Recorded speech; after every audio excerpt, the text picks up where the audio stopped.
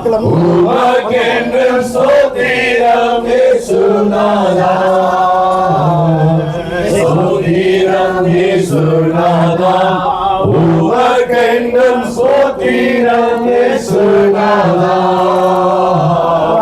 ஸ்தோத்திரம் செய்கிறோம் என்னடியாற்றில் நாமத்தின் ஆதரவு.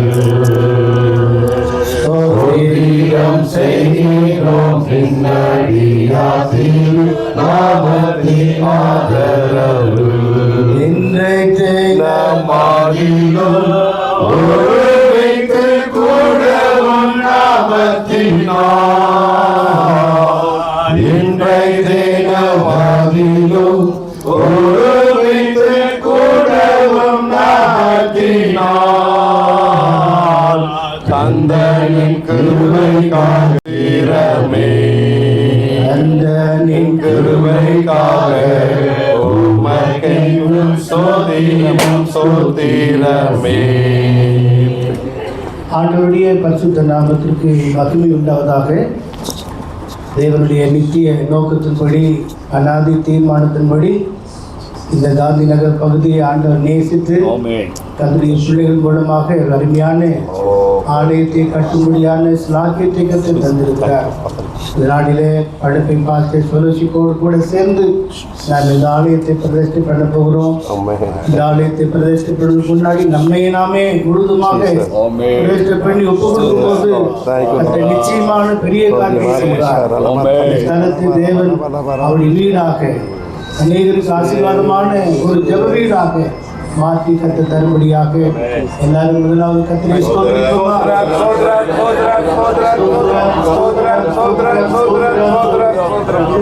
கர்த்தருடையது, அவரே அதை கடல்களுக்கு மேலாக அஸ்திவாரப்படுத்தி அதை நதிகளுக்கு மேலாக ஸ்தாபித்தார். யார் கர்த்தருடைய பர்வதத்தில் ஏறுவான்?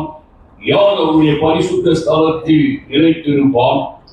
கைகளில் சுத்தம் உள்ளவனும் இருதயத்தில் மாசு இல்லாதவனுமாய் இருந்து தன் ஆத்துமாவின் மாயைக்கு ஒப்பு கொடாமலும் கவலாய் ஆணையிடாமலும் இருக்கிறவனே, அவன் கர்த்தரால் ஆசீர்வாதத்தையும் தன் ரட்சிப்பின் தேவனால் நீதியையும் பெறுவான். இதுவே அவரை தேடி விசாரித்து அவருடைய சமூகத்தை நாடுகிற யாக்கோபு என்னும் சந்ததி. வாசகரே, உங்கள் தலைகளை உயர்த்துங்கள், அநாதி கதவுகளே உயருங்கள், மகிமையின் ராஜா உட்பிரவேசிப்பார். யார் இந்த மகிமையின் ராஜா? அவர் வல்லமையும் பராக்கிரமும் உள்ள கர்த்தர், அவர் யுத்தத்தில் பராக்கிரமம் உள்ள கர்த்தராமே. வாசகரே, உங்கள் தலைகளை உயர்த்துங்கள், அநாதி கதவுகளே உயருங்கள், மகிமையின் ராஜா உட்பிரவேசிப்பார். யார் இந்த மகிமையின் ராஜா? அவர் சேனைகளின் கர்த்தரானவர், அவரே மகிமையின் ராஜா. ஆமென். ஒரு கோரஸை நம்ம பாடிட்டு ஜெபத்தோடு கூட நாங்கள் எல்லாரும் சேர்ந்து அதை கட் பண்ணி நாங்கள் உள்ள பேசி போகிறோம். ஒரு கோரஸை நம்ம பாடி ஜெபிக்க போகிறோம். வாசல்களே உயருங்கள், மகிமையின் ராஜா பிரவேசிக்கிறார். வாசல்களே உயருங்கள், மகிமையின் ராஜா பிரவேசிக்கிறார்.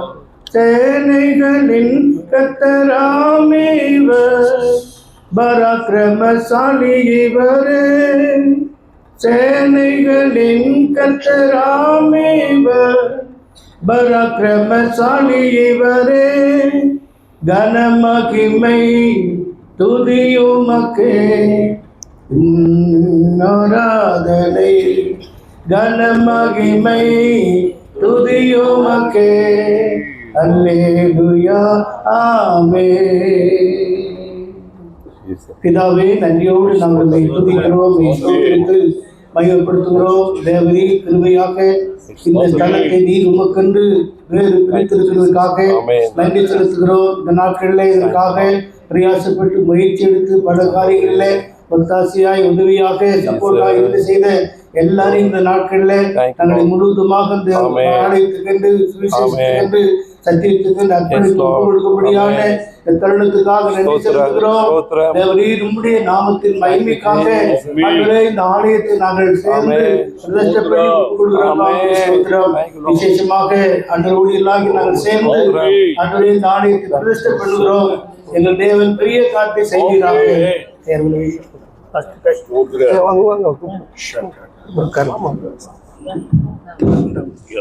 கத்திரிக்கோள்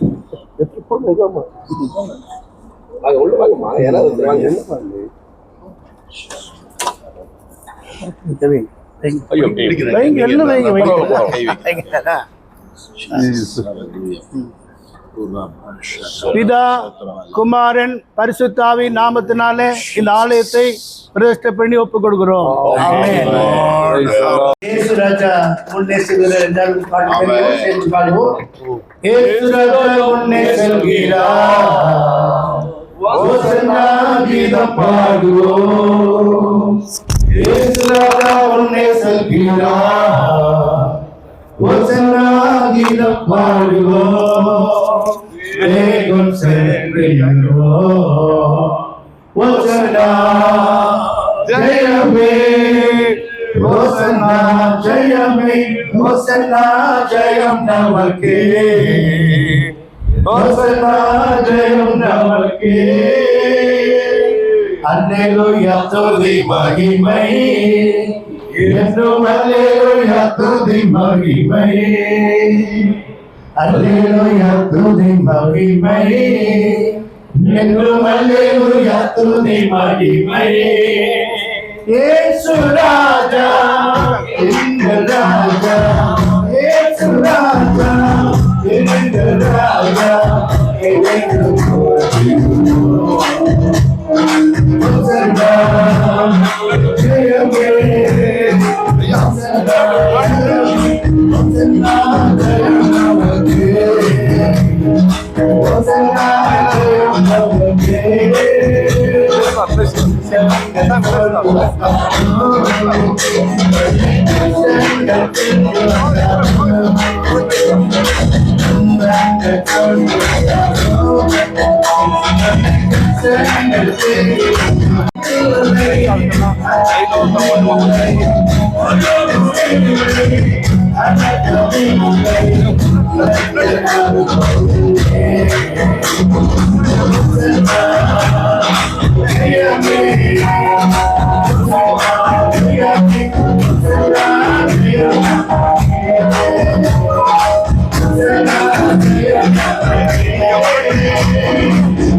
கூட எங்கள் யாவரையும் நான் அன்போடு அழைக்கிறேன்.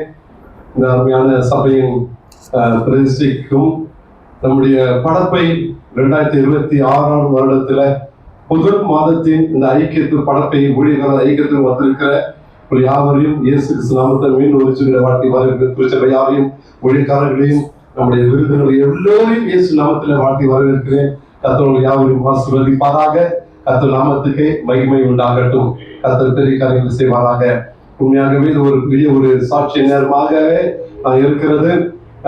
ஊழியக்காரர்களை இந்த ஸ்தலத்தில் அழைத்து இந்த இடத்தை செய்து இந்த இடத்துல கர்த்தருடைய நாம மகிமைப்படும்படியாய் கற்றுக் கொடுத்தது கிருபைக்காக நான் மனமாற உங்கள் யாவருக்கும் என்னுடைய நன்றியை தெரிவித்துக் கொள்கிறேன், என்னுடைய வாழ்த்துக்களை தெரிவித்துக் கொள்கிறேன். கர்த்தர் யாவரையும் ஆசீர்வதிப்பாராக. கர்த்தருக்கே உங்களுக்கு ஸ்தோத்திரம். இப்பொழுது கூட நம்ம மத்தியில் இருக்கிற சியோன் பெதேஸ்தா சபையின் தலைமை போதகர் யோகன் அவர்கள் சபை டெடிகேஷன் குறித்து ஒரு சில காரியங்களை அவர்கள் பேசுவார்கள். அதன் பின்பாக வாசம் செய்கிறாரே, இதோ மனுஷரின் மத்தியில் தேவாதி தேவன் வாசம் செய்கிறாரே. தேவன் தாவரைக்கும் சலவே, ஜனதாரின் தேவன் தாவரைக்கும் சலவே,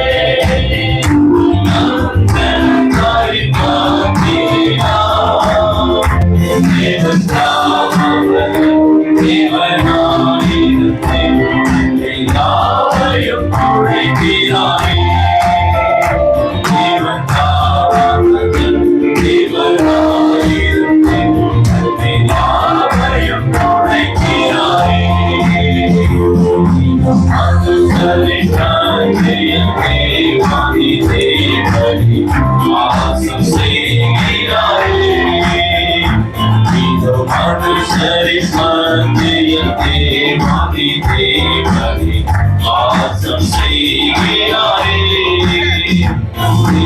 தேவாலயமும் அவரே தூய ஒளிவிளக்கும் அவரே தேவாலயமும் அவரே தூய ஒளிவிளக்கும் அவரே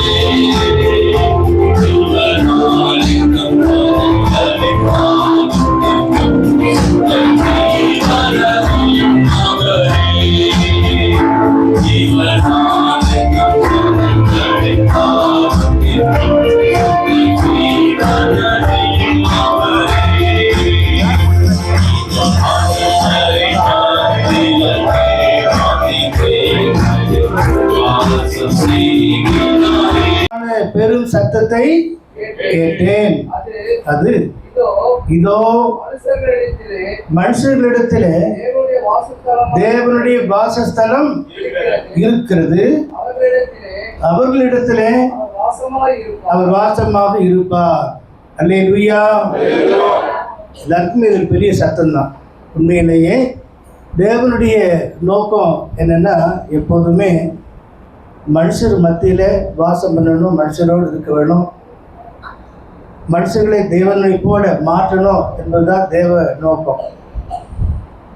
ஆரம்பத்திலிருந்து நாம் வேத வாக்கியங்களை பார்க்கும்போதெல்லாம் எல்லாவற்றையும் சிருஷ்டித்து, மனிதனையும் சிருஷ்டித்து, மனிதனை தேவனுடைய தோட்டத்தில் கொண்டு வந்து வைத்து அதை பாதுகாக்க பராமரிக்க வைத்து நித்திய ஜீவனில் வளரும்படி வைத்த அந்த நேரங்களிலே பகலில் குளிர்ச்சியான வேளையிலெல்லாம் நம்முடைய சிருஷ்டிகளோடு கூட அவர் பேசி உலாவுகிறதை நாம் ஆதி ஆகமத்தில் நாம் பார்க்கிறோம்.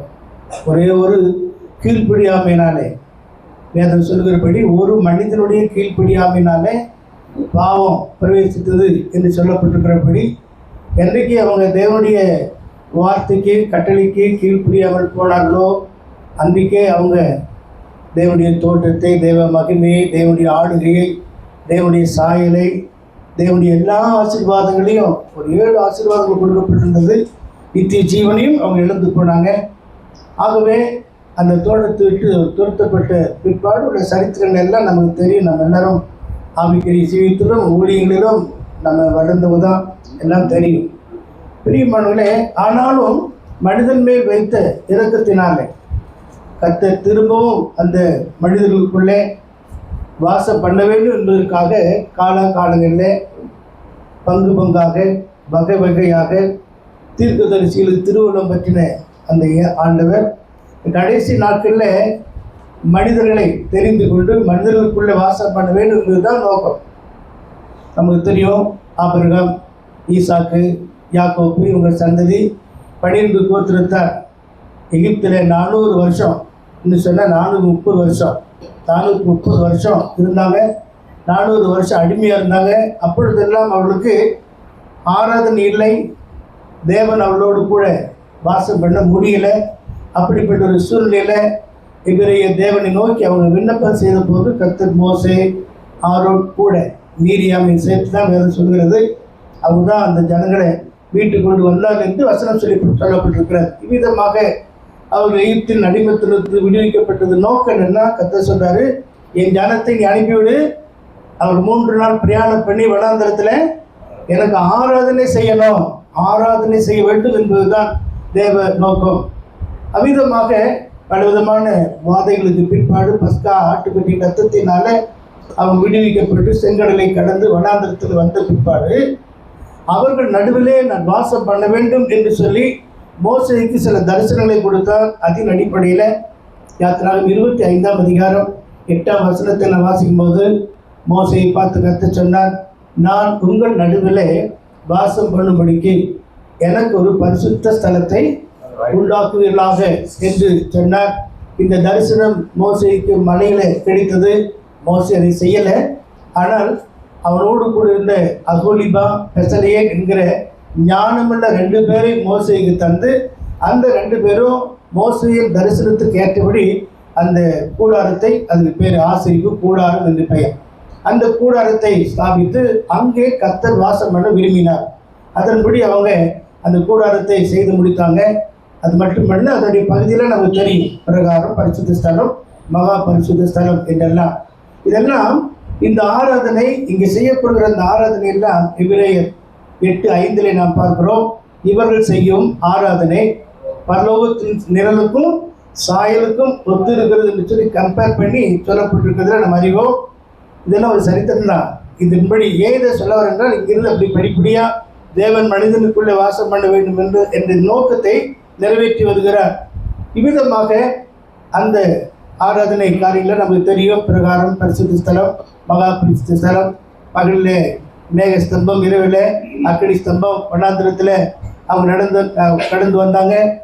அதுக்கப்புறம் ராஜாக்களின் நமக்கு தெரியும். கர்த்தர் சவுலை முதலாவது ராஜாவை ஏற்படுத்தினார். அவன் அதற்கு கீழ்ப்படியில, தகுதிப்படலை, தேவ சித்தத்தை நிறைவேற்றவில்லை. அமலேக்கை முற்றிலும் சங்கரிக்க வேண்டும் என்று சொன்னார். அவன் அப்படி செய்யலை. ஆகவே அவனை தள்ளி தாவீதை தன்னுடைய இருதயத்துக்கு ஏற்றவனாக தெரிந்து கொண்டார். அவரை குறித்து முன்னமே சாட்சி கொடுத்தார். எனக்கு சித்தமான எல்லாவற்றையும் தாவீது செய்வான் என்ற சாட்சி கொடுத்து தாவீதை ஏற்படுத்தினார். தாவீது 40 ஆண்டுகள் எனக்குரிய ஜனங்களை ஆளுகை செய்தார், யூதாவையும் இஸ்ரவேலையும் என்று சொல்லி. இவ்விதமாக ராஜாக்களின் நாட்களிலே கூட அவங்க எப்படியாயிலும் ஒரு கூடாரத்தை, ஒரு ஆலயத்தை கட்ட வேண்டும் என்று தாவீது விரும்பினார். நீங்கள் 132ஆம் சங்கீதத்தை ஆரம்பத்திலிருந்து படித்து பார்ப்பேன் என்றால், அதற்காக அவர் பட்ட பிரயாசங்கள், கர்த்தருடைய சபை, கர்த்தருடைய உடன்படிக்கை பீட்டி தங்குவதற்கு ஒரு வாசஸ்தலத்தை நான் உண்டாக்க மாட்டேன், என் கட்டலில் ஏறி படுக்க மாட்டேன் என்று சொல்லி, எனக்கு கண்களுக்கு நித்திரை வரமாட்டேன்னு சொல்லி ஒரு தீர்மானத்தோடு தாவீது அவர் தீர்மானித்திருந்தான். ஆனால் அவனுடைய வாழ்க்கையில் நிறைய போராட்டம், யுத்தங்கள், கஷ்டங்கள் வந்தது. அது நிமித்தமாக கர்த்தர் சொன்னார், நீ ஆலயத்தை கட்ட வேண்டாம் என்று சொல்லி அநேக ரத்தத்தை சிந்திருக்கிறாய் என்று. அல்லேலூயா. நான் பேசும்போது தூங்கிறது, நான் அப்படி தான் பேசுகிறேன். ஒரு சரித்திரம் போல இருக்கு. அதனால நமக்கு அவசியமான காரியத்துக்கு வந்து சேருவதற்காக அப்படியே நான் ஃபாலோ பண்ணுவாங்களே. அப்போது தாவீது சொன்னார், தாவீது கட்ட முடியல. ஆனால் எங்கெல்லாம் யுத்தத்துக்கு போனாரோ அங்கே எல்லாமே ஆலயத்துக்கு என்னென்ன பொருள் தேவையோ அதை கொண்டு வந்து சேகரித்து சபதரித்து வைத்தான். வெள்ளி வேலைக்கு வேண்டிய வெள்ளி, பொன் வேலைக்கு வேண்டிய பொண்ணு, இரும்பு வேலைக்கு வேண்டிய இரும்பு, மர வேலைக்கு வேண்டிய மரம், இப்படி எல்லாம் கொண்டு சேகரித்து வைத்தான். ஆனால் தாவீதை கட்ட முடியல. அவன் குமாரனாகிய சாலமோன் தேவனுடைய ஆலயத்தை கட்டினான் என்று 1 ராஜாக்கள் 6-7 அதிகாரத்திலலாம் நான் பார்க்கிறோம். அதனுடைய அடிப்படை காரியத்தை பார்த்தீங்கன்னா, தேவனுடைய ஆலயம், சாலமோனுடைய தேவாலயம் கட்டுவதற்கு 7 விதமான நோக்கம் இருந்தது, 7 விதமான காரணங்கள் இருந்தது. அதெல்லாம் இப்போ நம்ம ஸ்டடியை நான் சொல்ல முடியாது, குறிப்பிட்டு நான் சொல்கிறேன். உடன்படிக்கை பெட்டி தங்கணும், அதுக்காக ஆசரிப்பு கூடாரம், ஆலயம் வேண்டும். 2வது அவருடைய பாதப்படி தங்குவதற்காக ஆலயம் வேண்டும். என் நாமத்துக்காக ஒரு ஆலயத்தை கட்டுங்க. என்னுடைய எந்த மனுஷனுக்காக அல்ல, தேவனுடைய ராஜரீகத்துக்காக ஆலயத்தை கட்ட வேண்டும் என்று சில நோக்கம் இருந்தது. படைப்பில் இப்படிப்பட்ட ஒரு ஆலயத்தை கட்ட வேண்டும் என்கிற தேவ நோக்கம் அவங்களுக்கு, குடும்பத்துக்கு வந்ததுனால தானே இந்த காரியத்தை செய்து கொண்டிருக்கிறாங்க. எதையுமே ஒரு எய்ம் இல்லாமல் செய்ய முடியாது. ஒரு நோக்கம் இல்லாமல் எதை செய்தாலும் அது வாய்க்க பண்ண முடியாது. ஆகவே நம்ம நோக்கம் நல்லதாக இருந்தால் நல்லதாகவே தீய நோக்கம்தான் பாவம். தீய நோக்கம் என்று சொல்வது நம்ம சொல்ல வேண்டிய அவசியம் இல்லை. நிறைய ஊழியர்கள் இருக்குது, நிறைய காரியங்கள் இருக்கிறது. ஆனால் எது தேவனுடைய நோக்கம் நிறைவேறுகிறது என்பதை நாம் அலசி ஆராய்ந்து பார்த்து சத்தியத்துக்கு நாம் முக்கியத்துவம் கொடுக்க வேண்டும். பாருங்கள், அப்படியாக கடைசியாக அந்த ஆலயத்தை பற்றி சொல்லப்பட்டிருக்கிறது, பலியிடும் ஆலயம். பலியிடும் ஆலயம். ஏன் பலியிடும் ஆலயம் என்றால், தேவனும் மனிதனும் சந்திக்கிற இடமே பலிதான். ஆகவேதான் ஆசிரியர் கூடாரத்தை என்று பண்ண முதலாவது காண்பது பலிபீடம் என்று சொல்வது தேவனும் மனிதனும் சந்திக்கிற ஒரு இடம். அதுதான் தேவனுடைய சித்தம். ஆகவேதான் மனிதன் பாவம் செய்து தோட்டத்தை விட்டு துரத்தப்படுவதற்கு முன்னாடி அந்த ஏதேன் தோட்டத்திலேயே ஒரு பலி செலுத்தப்பட்டது ஞாபகம் இருக்காங்களுக்கு? ஆமாம். என்ன பலி என்றால், ஒரு மிருகம் அடிக்கப்பட்டது, அந்த தோலை அந்த ஆதாம் ஏவாளுக்கு கொடுத்ததாக நாம் பார்க்கிறோம். இதை குறித்து நாம் வெளிப்படுத்தல் 13:8 1 பேதுருவிலும் நான் வாசிக்கும் போது, உலக தோற்றத்துக்கு முன்னே குறிக்கப்பட்ட ஆட்டுக்குட்டி உலக தோற்றம் முதல்ல அடிக்கப்பட்டது என்று பார்க்கிறோம். அவ்விதமாக அந்த ஆலயம் பலியிடும் ஆலயம். ஏனென்றால் தேவ ஜனங்கள் எப்போதுமே ஒரு உடன்படிக்கைக்கு உட்பட்டவங்க, பலி செலுத்தி இந்த உடன்படிக்கைப்படி நடந்து வருங்க. யாத்திராகம் 24ஆம் அதிகாரம் 3ஆம் 7ஆம் வசனத்தை நீ வாசிப்பீர்கள் என்றால் மோசே பிரமாணங்கள் கற்பனைகள் எல்லாவற்றையும் நீ வாசிக்க வேண்டாம், பார்த்து கொள்ளுங்க. என்னையே பார்த்துட்டு இருக்காதே, வசனத்தையும் பாருங்க. 24ஆம் அதிகாரம் 3ஆம் வசனத்தையும் 7ஆம் வசனத்தையும் பார்த்தீங்கன்னா இதெல்லாம் வாசித்து மோசையை காட்டின உடனே ஜனங்கள் சொல்றாங்க, ஏக சத்தமா சொன்னாங்க, கர்த்தர் சொன்னபடியெல்லாம் நாங்கள் செய்வோம் என்று கீழ்ப்பிடிந்து. ரெண்டாவது முதல்ல அவங்க ஒத்துக்கொண்டாங்க 3ஆம் வசனத்துல. 7ஆம் வசனத்தை பார்த்தா நாங்கள் அதுபடி செய்து கீழ்ப்படிந்து நடப்போம் என்று தீர்மானம் பண்ணாங்க. அதுக்கப்புறம் தான் கூடாரமே ஸ்தாபிக்கப்படுகிறது. ஆகவே தேவனுடைய பிள்ளைகளாகிய நம்முடைய வாழ்க்கையிலேயும் கூட நம்ம அந்த ஆசரிப்பு கூடாரத்தை போல நாம் எல்லாரும் தேவன் வாசம் பண்ணுகிற ஒரு வாசஸ்தலமாக மாறணும். நமக்கு தெரியும், நாளடிவில் ஏலியின் நாட்களில் பெட்டி பிடிக்கப்பட்ட உடனே ஜனங்கள்லாம் சிதறடிக்கப்பட்டாங்க. தேவ மகிமை இக்கோபோத் என்று அங்கு காணப்பட்டு ஒன்றும் இல்லை. பிறகு ராஜாக்கள் காலம் கடந்து போகும்போது சாலமோனுடைய ஆலயம் கூட பிடிக்கப்பட்டது, உடைக்கப்பட்டதெல்லாம் நமக்கு தெரியும். அதுக்கப்புறம் நாம் பார்க்குறோம் 70 வருஷம் அவங்க சிறையிருப்புகளை போனாங்க. திரும்ப வரும்போது எஸ்தர், எரேமியா,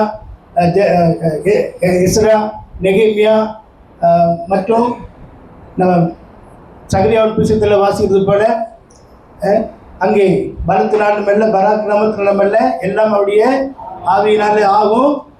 ஆகாய் 2:4 வசனத்தை பார்த்தீங்கன்னா செயல்தேலின் குமாரனாகிய செருபாபேலே ஆசாரியனாகிய யோசுவாவே புது ஜனங்களே நீங்க திடப்படுங்க. இந்த அந்த வசனத்தை மட்டும் வாசிக்கலாம். ஆகாய் 2:4.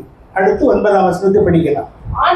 ஆனாலும் செருபாபேலே திடன்கொள் என்று கர்த்தர் சொல்கிறார். யோசதாக்கின் குமாரனாகிய யோசுவா என்னும் பிரதான ஆசாரியனே திடன்கொள், தேசத்தின் எல்லா ஜனங்களே திடன் கொள்ளுங்கள், வேலையை நடத்துங்கள்.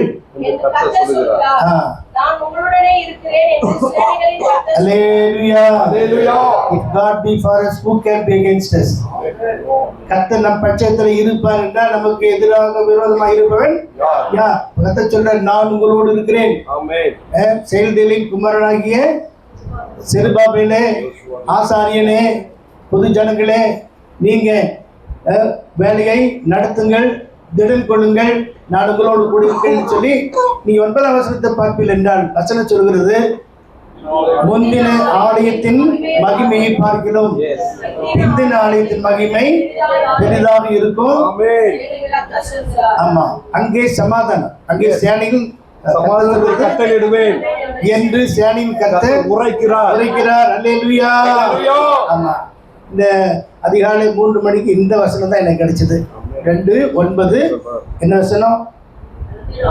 முந்தின ஆலயத்தின் மகிமையை பார்க்கலும் பிந்தின ஆலயத்தின் மகிமை பெரிதாக இருக்கும் என்று சொல்லும் போதுதான் முந்தின ஆலயத்தில் நான் பார்த்துட்டு வரோம், முந்தின ஆலயங்களை பார்த்து கொண்டு வருகிறோம். அப்போ அதுக்கப்புறம் அந்த சாலமோனுடைய ஆலயம் இடிக்கப்பட்டு பிறகு கட்டப்பட்டாலும் கூட இயேசு இந்த உலகத்தில் இருக்கும்போது யார் கட்டின ஆலயம்? ஏரோதுவின் ஆலயம். 46 வருஷமாக ஏரோது, ஒன்று ஏரோதுங்கிற பொதுவான பேர் பார்வன் போல, ஒன்று ஏரோது, 2 ஏரோது, 3 ஏரோதுன்னு வரிசையாக சரித்திரத்தை பார்த்தா தெரியும்.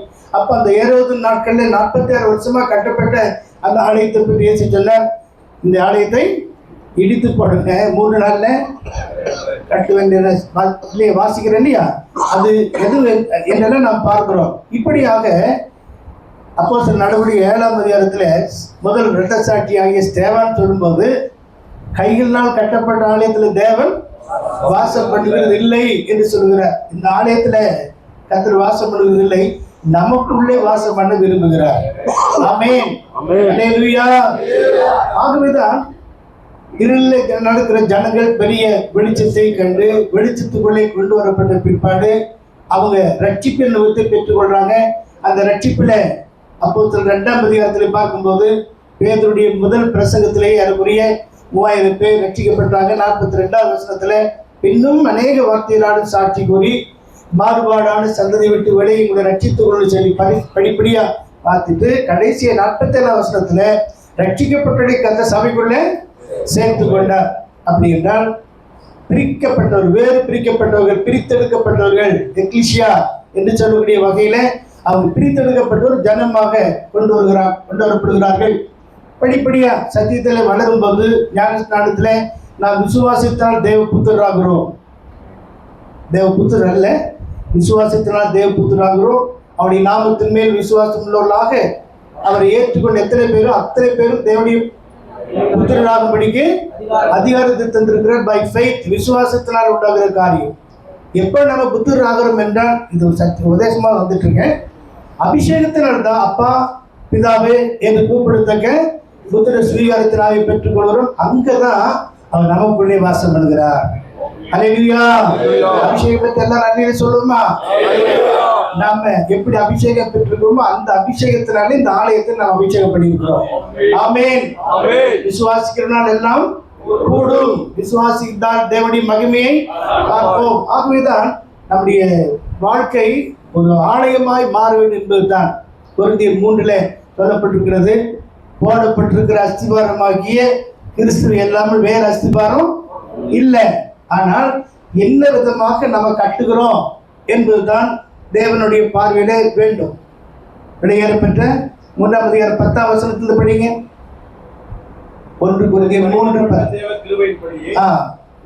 புத்தியுள்ள சிற்பாசாரியை போல அஸ்திபாரம் போட்டேன், வேறொருவன் அதன் மேல் கட்டுகிறான், என்ன விதமாய் கட்டுகிறான் என்று பார்க்க கடவன். போடப்பட்டிருக்கிற அஸ்திபாரமாகிய இயேசு கிறிஸ்துவை அல்லாமல் வேறு அஸ்திபாரத்தை போட ஒருவனாலும் கூடாது. ரிப்பீட்டா பண்றாங்க. இன்னும் ரிப்பீட். அடுத்து என்ன சொல்லப்பட்டது? ஒருவன் அந்த அஸ்திபாரத்தின் மேல் பெற்ற கல். முதல்ல மூன்று பொண்ணு வெள்ளி விளையாட பெற்ற கல். இது ஒரு பக்கம். இன்னொரு பக்கம் மரம், புல், வைக்கோல். இதுல அக்னியானது சோதிக்கிறது.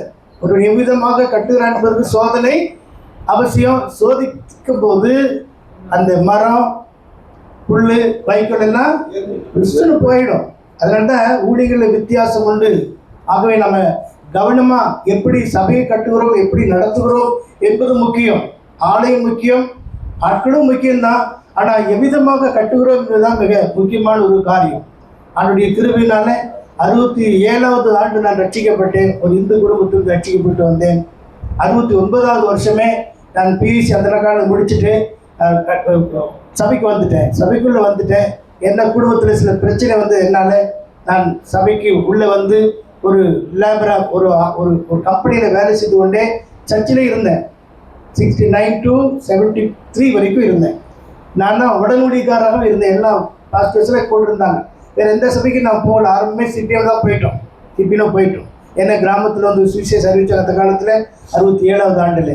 அதுக்கப்புறம் 74வது ஆண்டில் முடிநேர ஊழியத்துக்கு என்னை ஒப்பு கொடுத்து பல இடங்களில் தமிழ்நாட்டில் எல்லா இடமே எங்களுக்கு தெரியும். அந்த அளவுக்கு பல இடங்களில் ஊழியம் செய்து இப்போ நான் கிருஷ்ணகிரியில் இருக்கேன். 35 ஆண்டுகள் ஆகும், 30 வருஷமாகும்.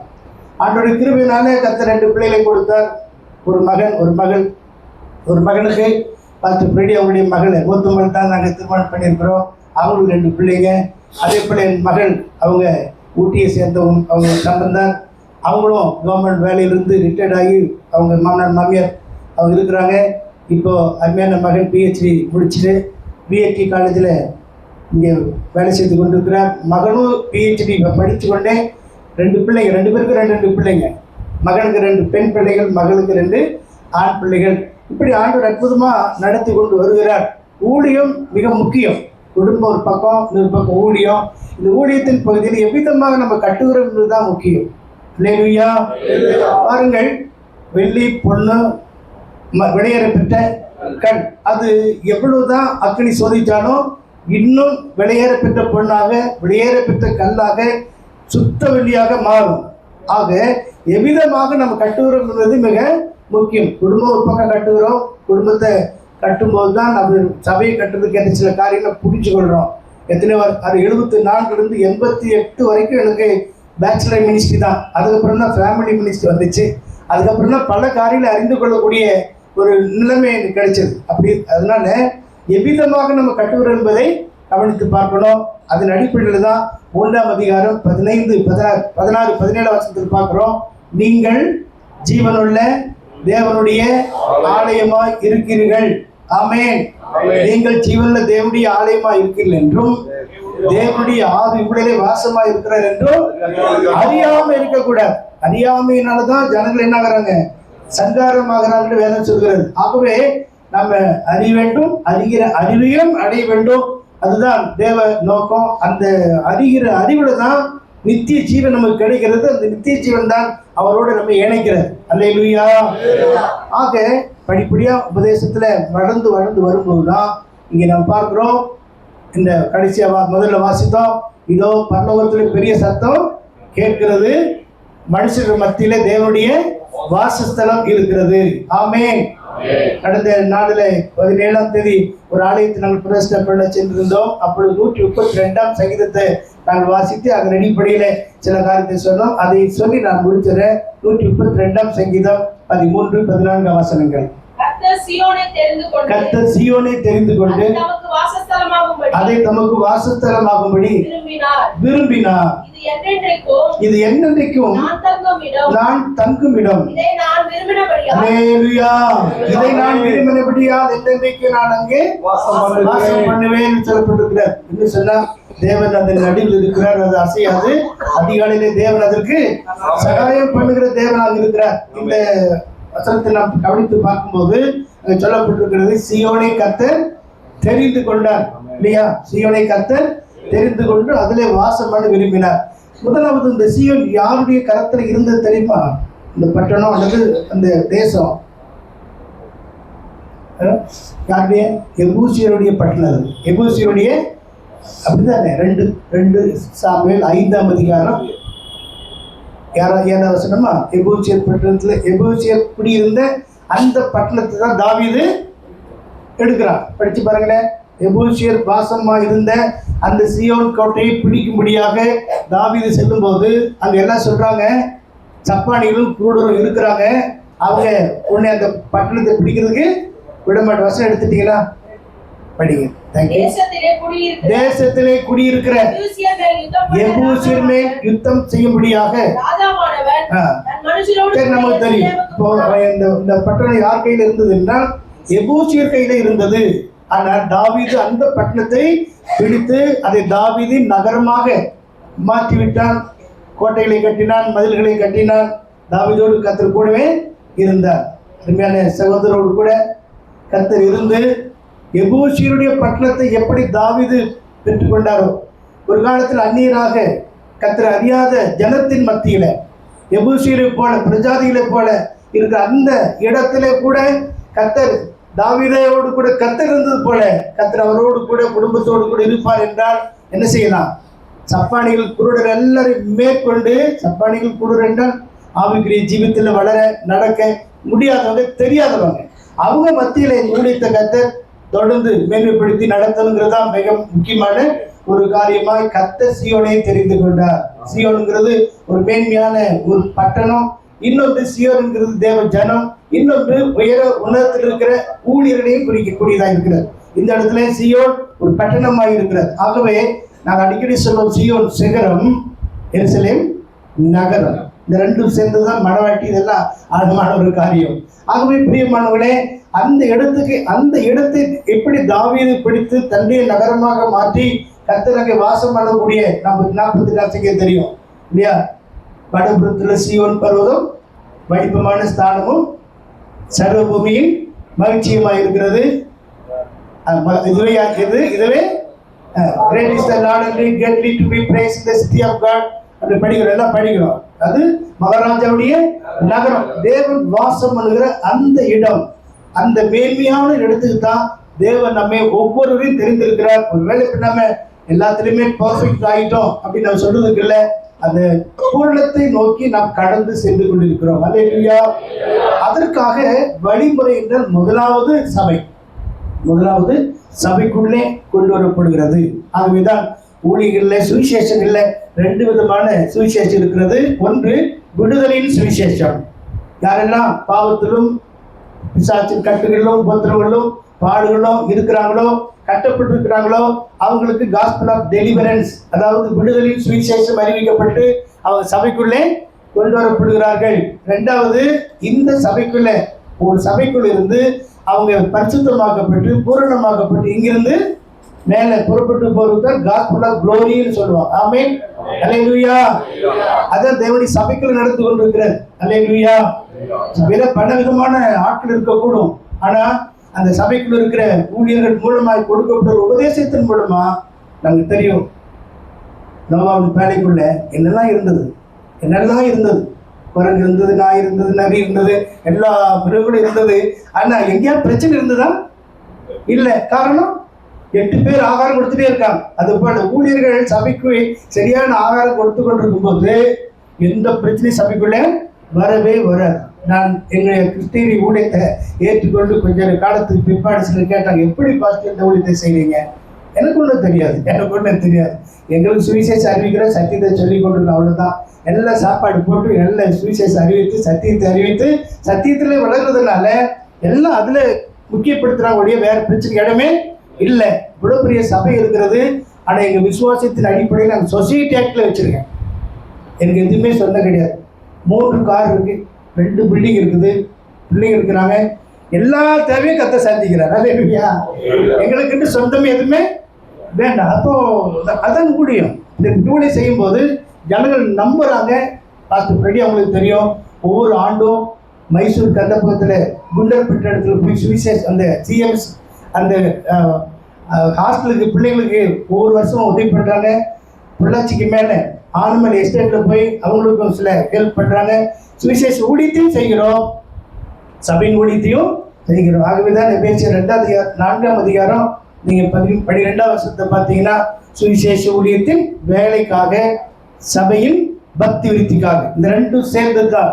ஒன்று சுவிசேஷம் தனி அல்ல. சுவிசேஷம் என்று சொல்ல யாரும் தனிமே கிடையாது. உங்களுக்கு தெரியும், உங்களுக்கு பழைய ஆட்களுக்கு தெரியும், கிளாடிஸ் வராஜ், அப்புறம் பாப்பா சங்கர், இப்படி சுவிசேஷ ஊழியர் நிறைய பேர் இருந்தால் பாருங்க. அவங்கள சபையெல்லாம் தொடங்கலை, அவங்க சபைக்குள்ள இருந்து ஊழியம் செய்தாங்க. அவங்க சபைக்குள்ள இருந்து போகிற இடத்துல எல்லாம் ஆத்துமாக்களை கொண்டு வந்து சபையிலே சேர்த்து கொண்டு வந்தாங்க.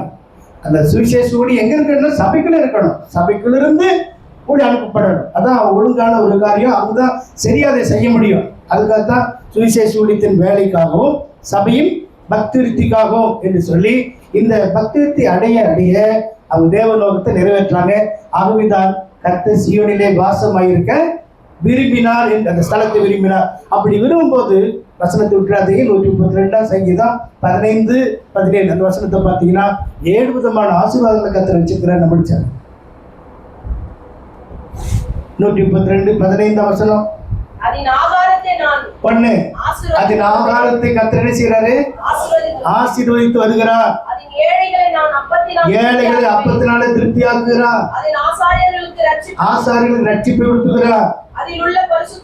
பரிசுத்தவான்கள் மிகவும் கம்பீரிக்கிறாங்க. ஒரு கொம்பை ரட்சணியை கொம்பை முடைக்கப்படுகிறார். விளக்கை ஆயத்தம் பண்ணுகிறேன். சத்துருக்களுக்கு வெட்கத்தை கொடுத்துகிறார்.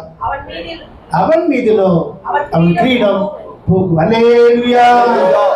ஆக இந்த 15ஆம் வசனத்திலிருந்து கடைசி உள்ள வசனம் வரைக்கும் உள்ள அந்த ஆசீர்வாதம், இந்த படைப்பை இந்த ஊழியத்தில் நிறைவேற வேண்டும் என்றால் நாமே முழுவதுமாக ஆண்டுடைய காலத்தில் ஒப்பு கொடுத்து நம்மை பிரதிஷ்டை பண்ணும்போது கர்த்தருடைய நோக்கம் நமக்குள்ளே நிறைவேறும். இந்த ஆலயம் இன்னும் மென்மேலும் ஆசீர்வதிக்கப்பட வேண்டும். அதுக்காக நாங்களும் ஜெபிப்போம், நீங்களும் ஜெபிங்க. கர்த்தர் நம்மை ஆசீர்வதிப்பாராக.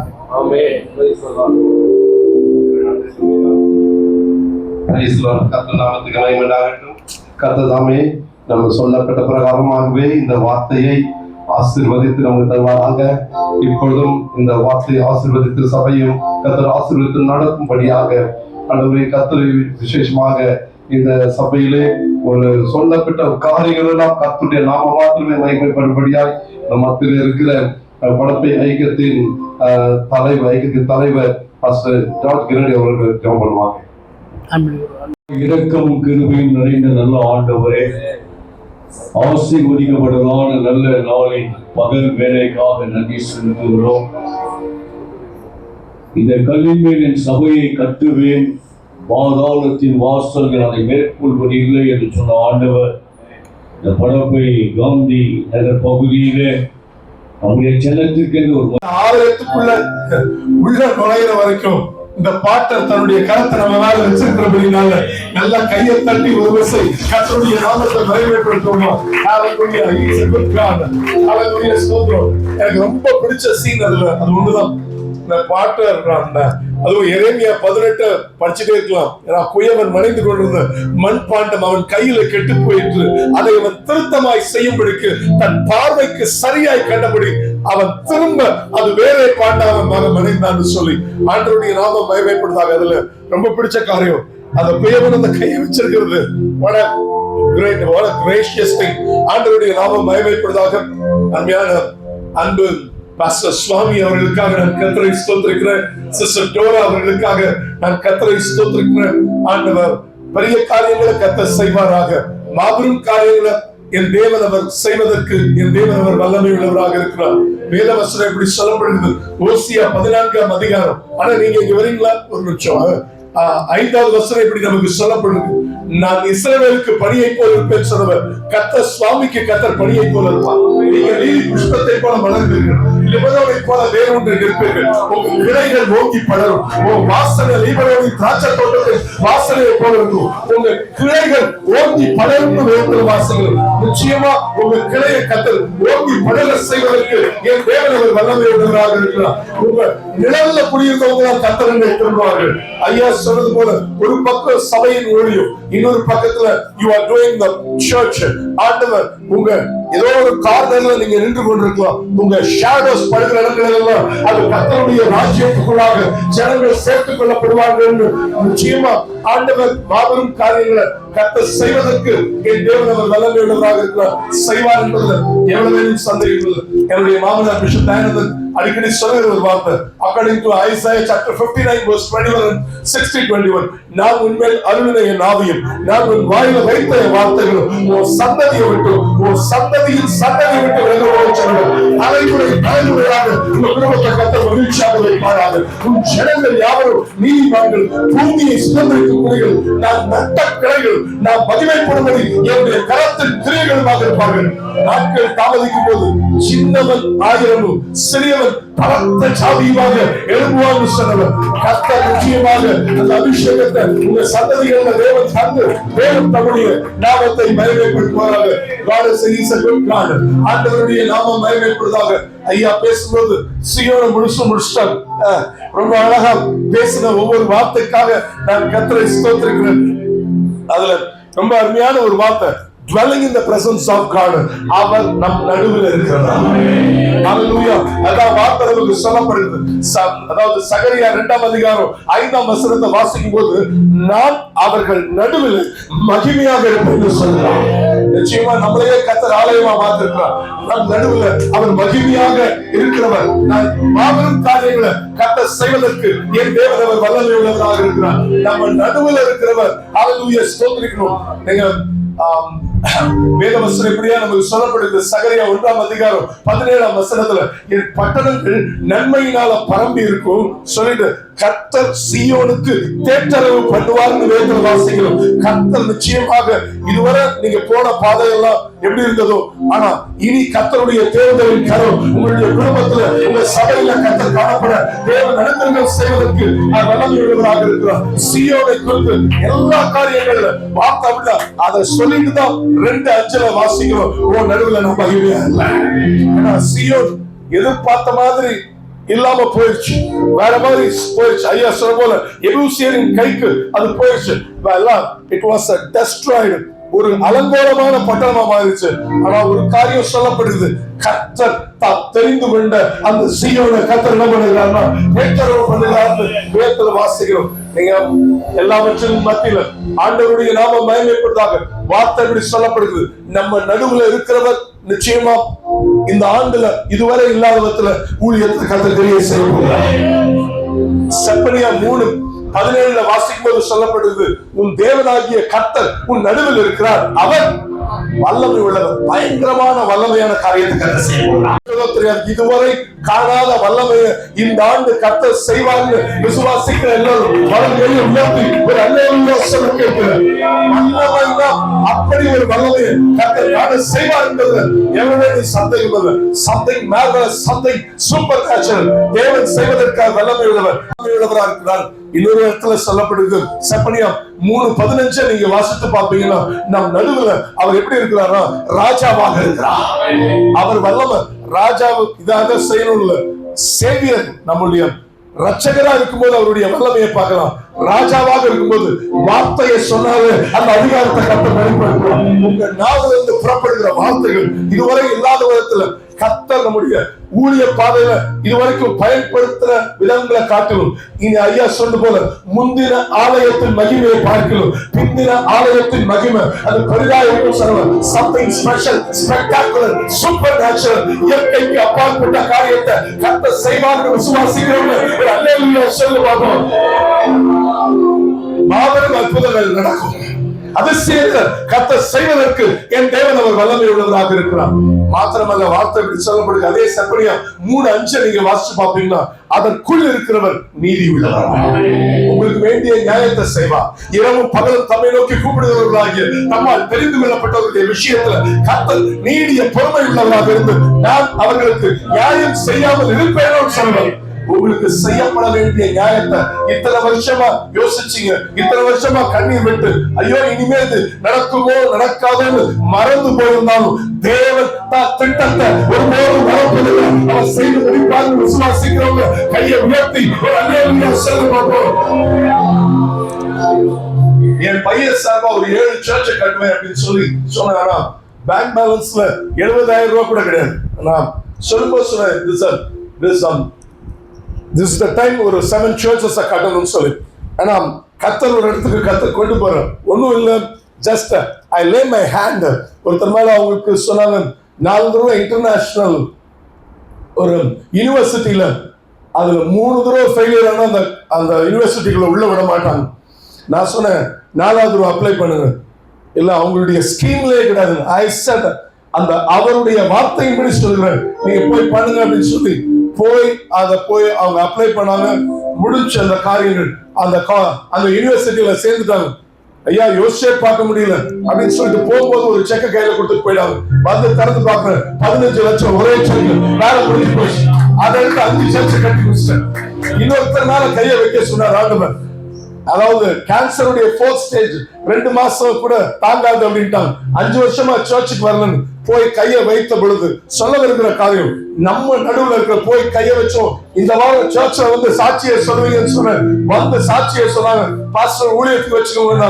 வந்து திறந்து பாக்குறோம் 9 லட்சம் 9 lakhs வேலை முடிச்சு அடுத்த 2 சர்ச்சை போய் நானும் மனைவி போய் திறந்துட்டு வந்தோம். சொல்ல வருகிற காரியம் இதுவரைக்கும் உங்களுடைய ஹிஸ்டரியில செய்யப்படாத காரியத்தை இந்த ஆண்டுல கர்த்தர் செய்வாரு. விசுவாசிக்கிறீங்க? நல்ல கையை கட்டி நல்ல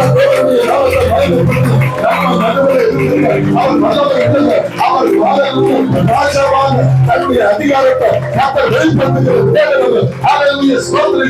அவர் நீதி உள்ளவர், அவர் செய்வார் என்பது எவ்வளவு சந்தேகம் அல்ல. அவர் சர்வ வல்லமை உள்ள தேவன்.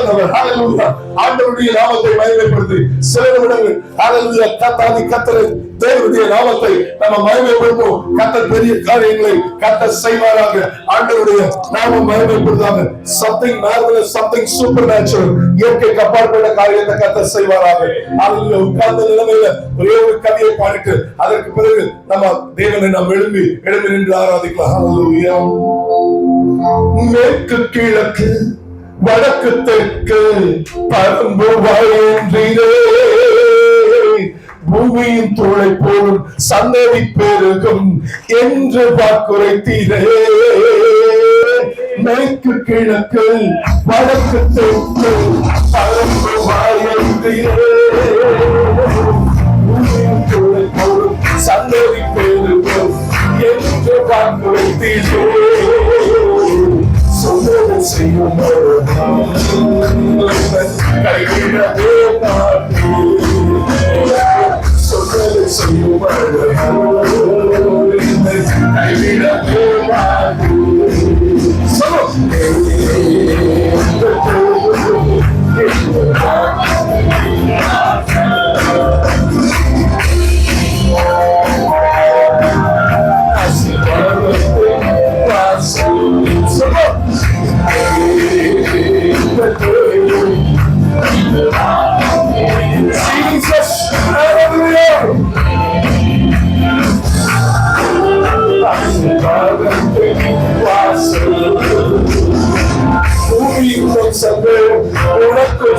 ஸ்தோத்திரிக்குள் ஆசீர்வாத வாய்க்காலாக உண்மை மாற்றினாரே. உனக்கும் சந்ததிக்கும் ஆசீர்வதிக்கப்படும் ஆசீர்வாத வாய்க்காலாக உண்மை மாற்றினாரே. சொன்னதை கையிடவே மாட்டான், சொன்னதை செய்வது கையிடவே மாட்டான். கையை பற்றி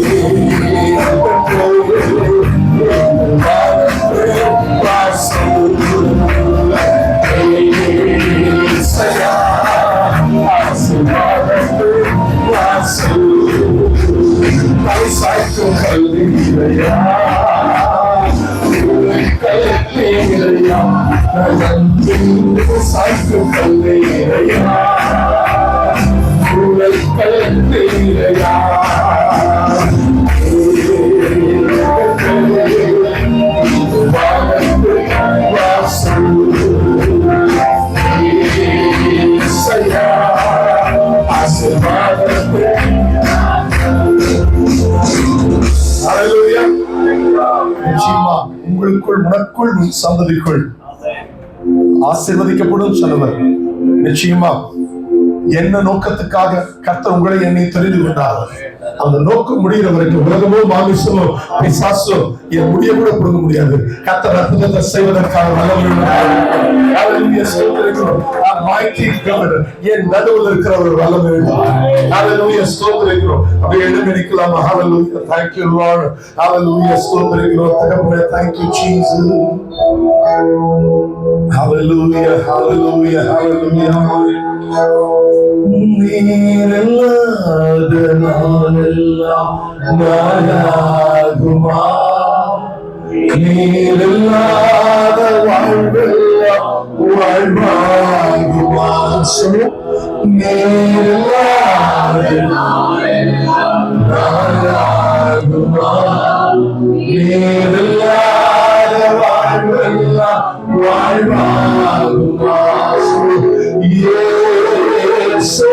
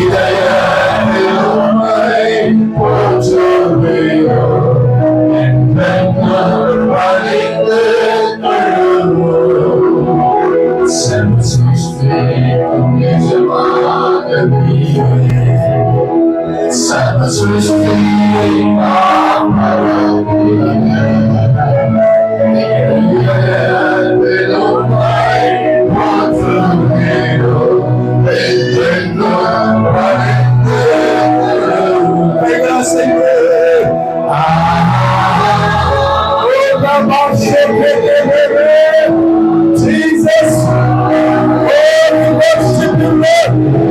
I love you. We accept you, Jesus.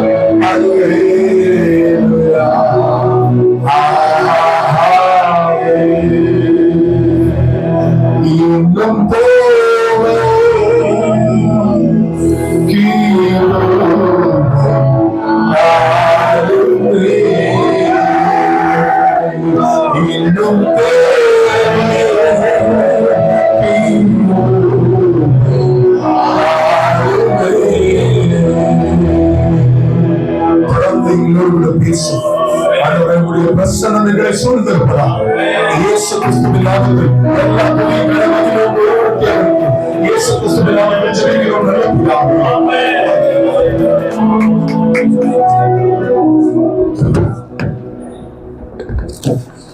இருக்கிறார்கள். அவர்கள் நடுவிலே நான் என்ன வார்த்தை பேசுவது என்று எனக்கு தெரியல. ஆண்டவர் இன்டர்நேஷனல் ஸ்பீக்கர்ஸ்லாம் இங்கே இருக்கிறாங்க. ஆண்டவர் அவர்கள் நடுவிலே காஞ்சிபுரத்தில் ஒரு மூலையில் ஒளி செய்து கொண்டிருக்கிற அடியானை இந்த நாளிலே ஆண்டவர் கொண்டு வந்து நிறுத்தியிருக்கிறார். தொடர்ந்து ஆண்டவருடைய நாமம் மாத்திரம் மகிமைப்படுவதாக. ஸ்தோத்திரம். அல்லேலூயா. நாம் எல்லாரும் கண்களை மூடி தேவனை நோக்கி பார்த்து அல்லேலூயா ஸ்தோத்திரம். திருப்பாதத்தில் தங்கும் போதெல்லாம் பேரானந்தம் காண்கிறே. உம்மை நோக்கி வேண்டுதல் செய்கையில் மெய் சந்தோஷம் அடைவே. திருப்பாதத்தில் தங்கும் போதெல்லாம் பேரானந்தம் காண்கிறே. உம்மை நோக்கி வேண்டுதல் செய்கையில் மெய் சந்தோஷம் அடைவே. இன்னும் கேட்டு செத்துக் கொள்ளுமே ஆடு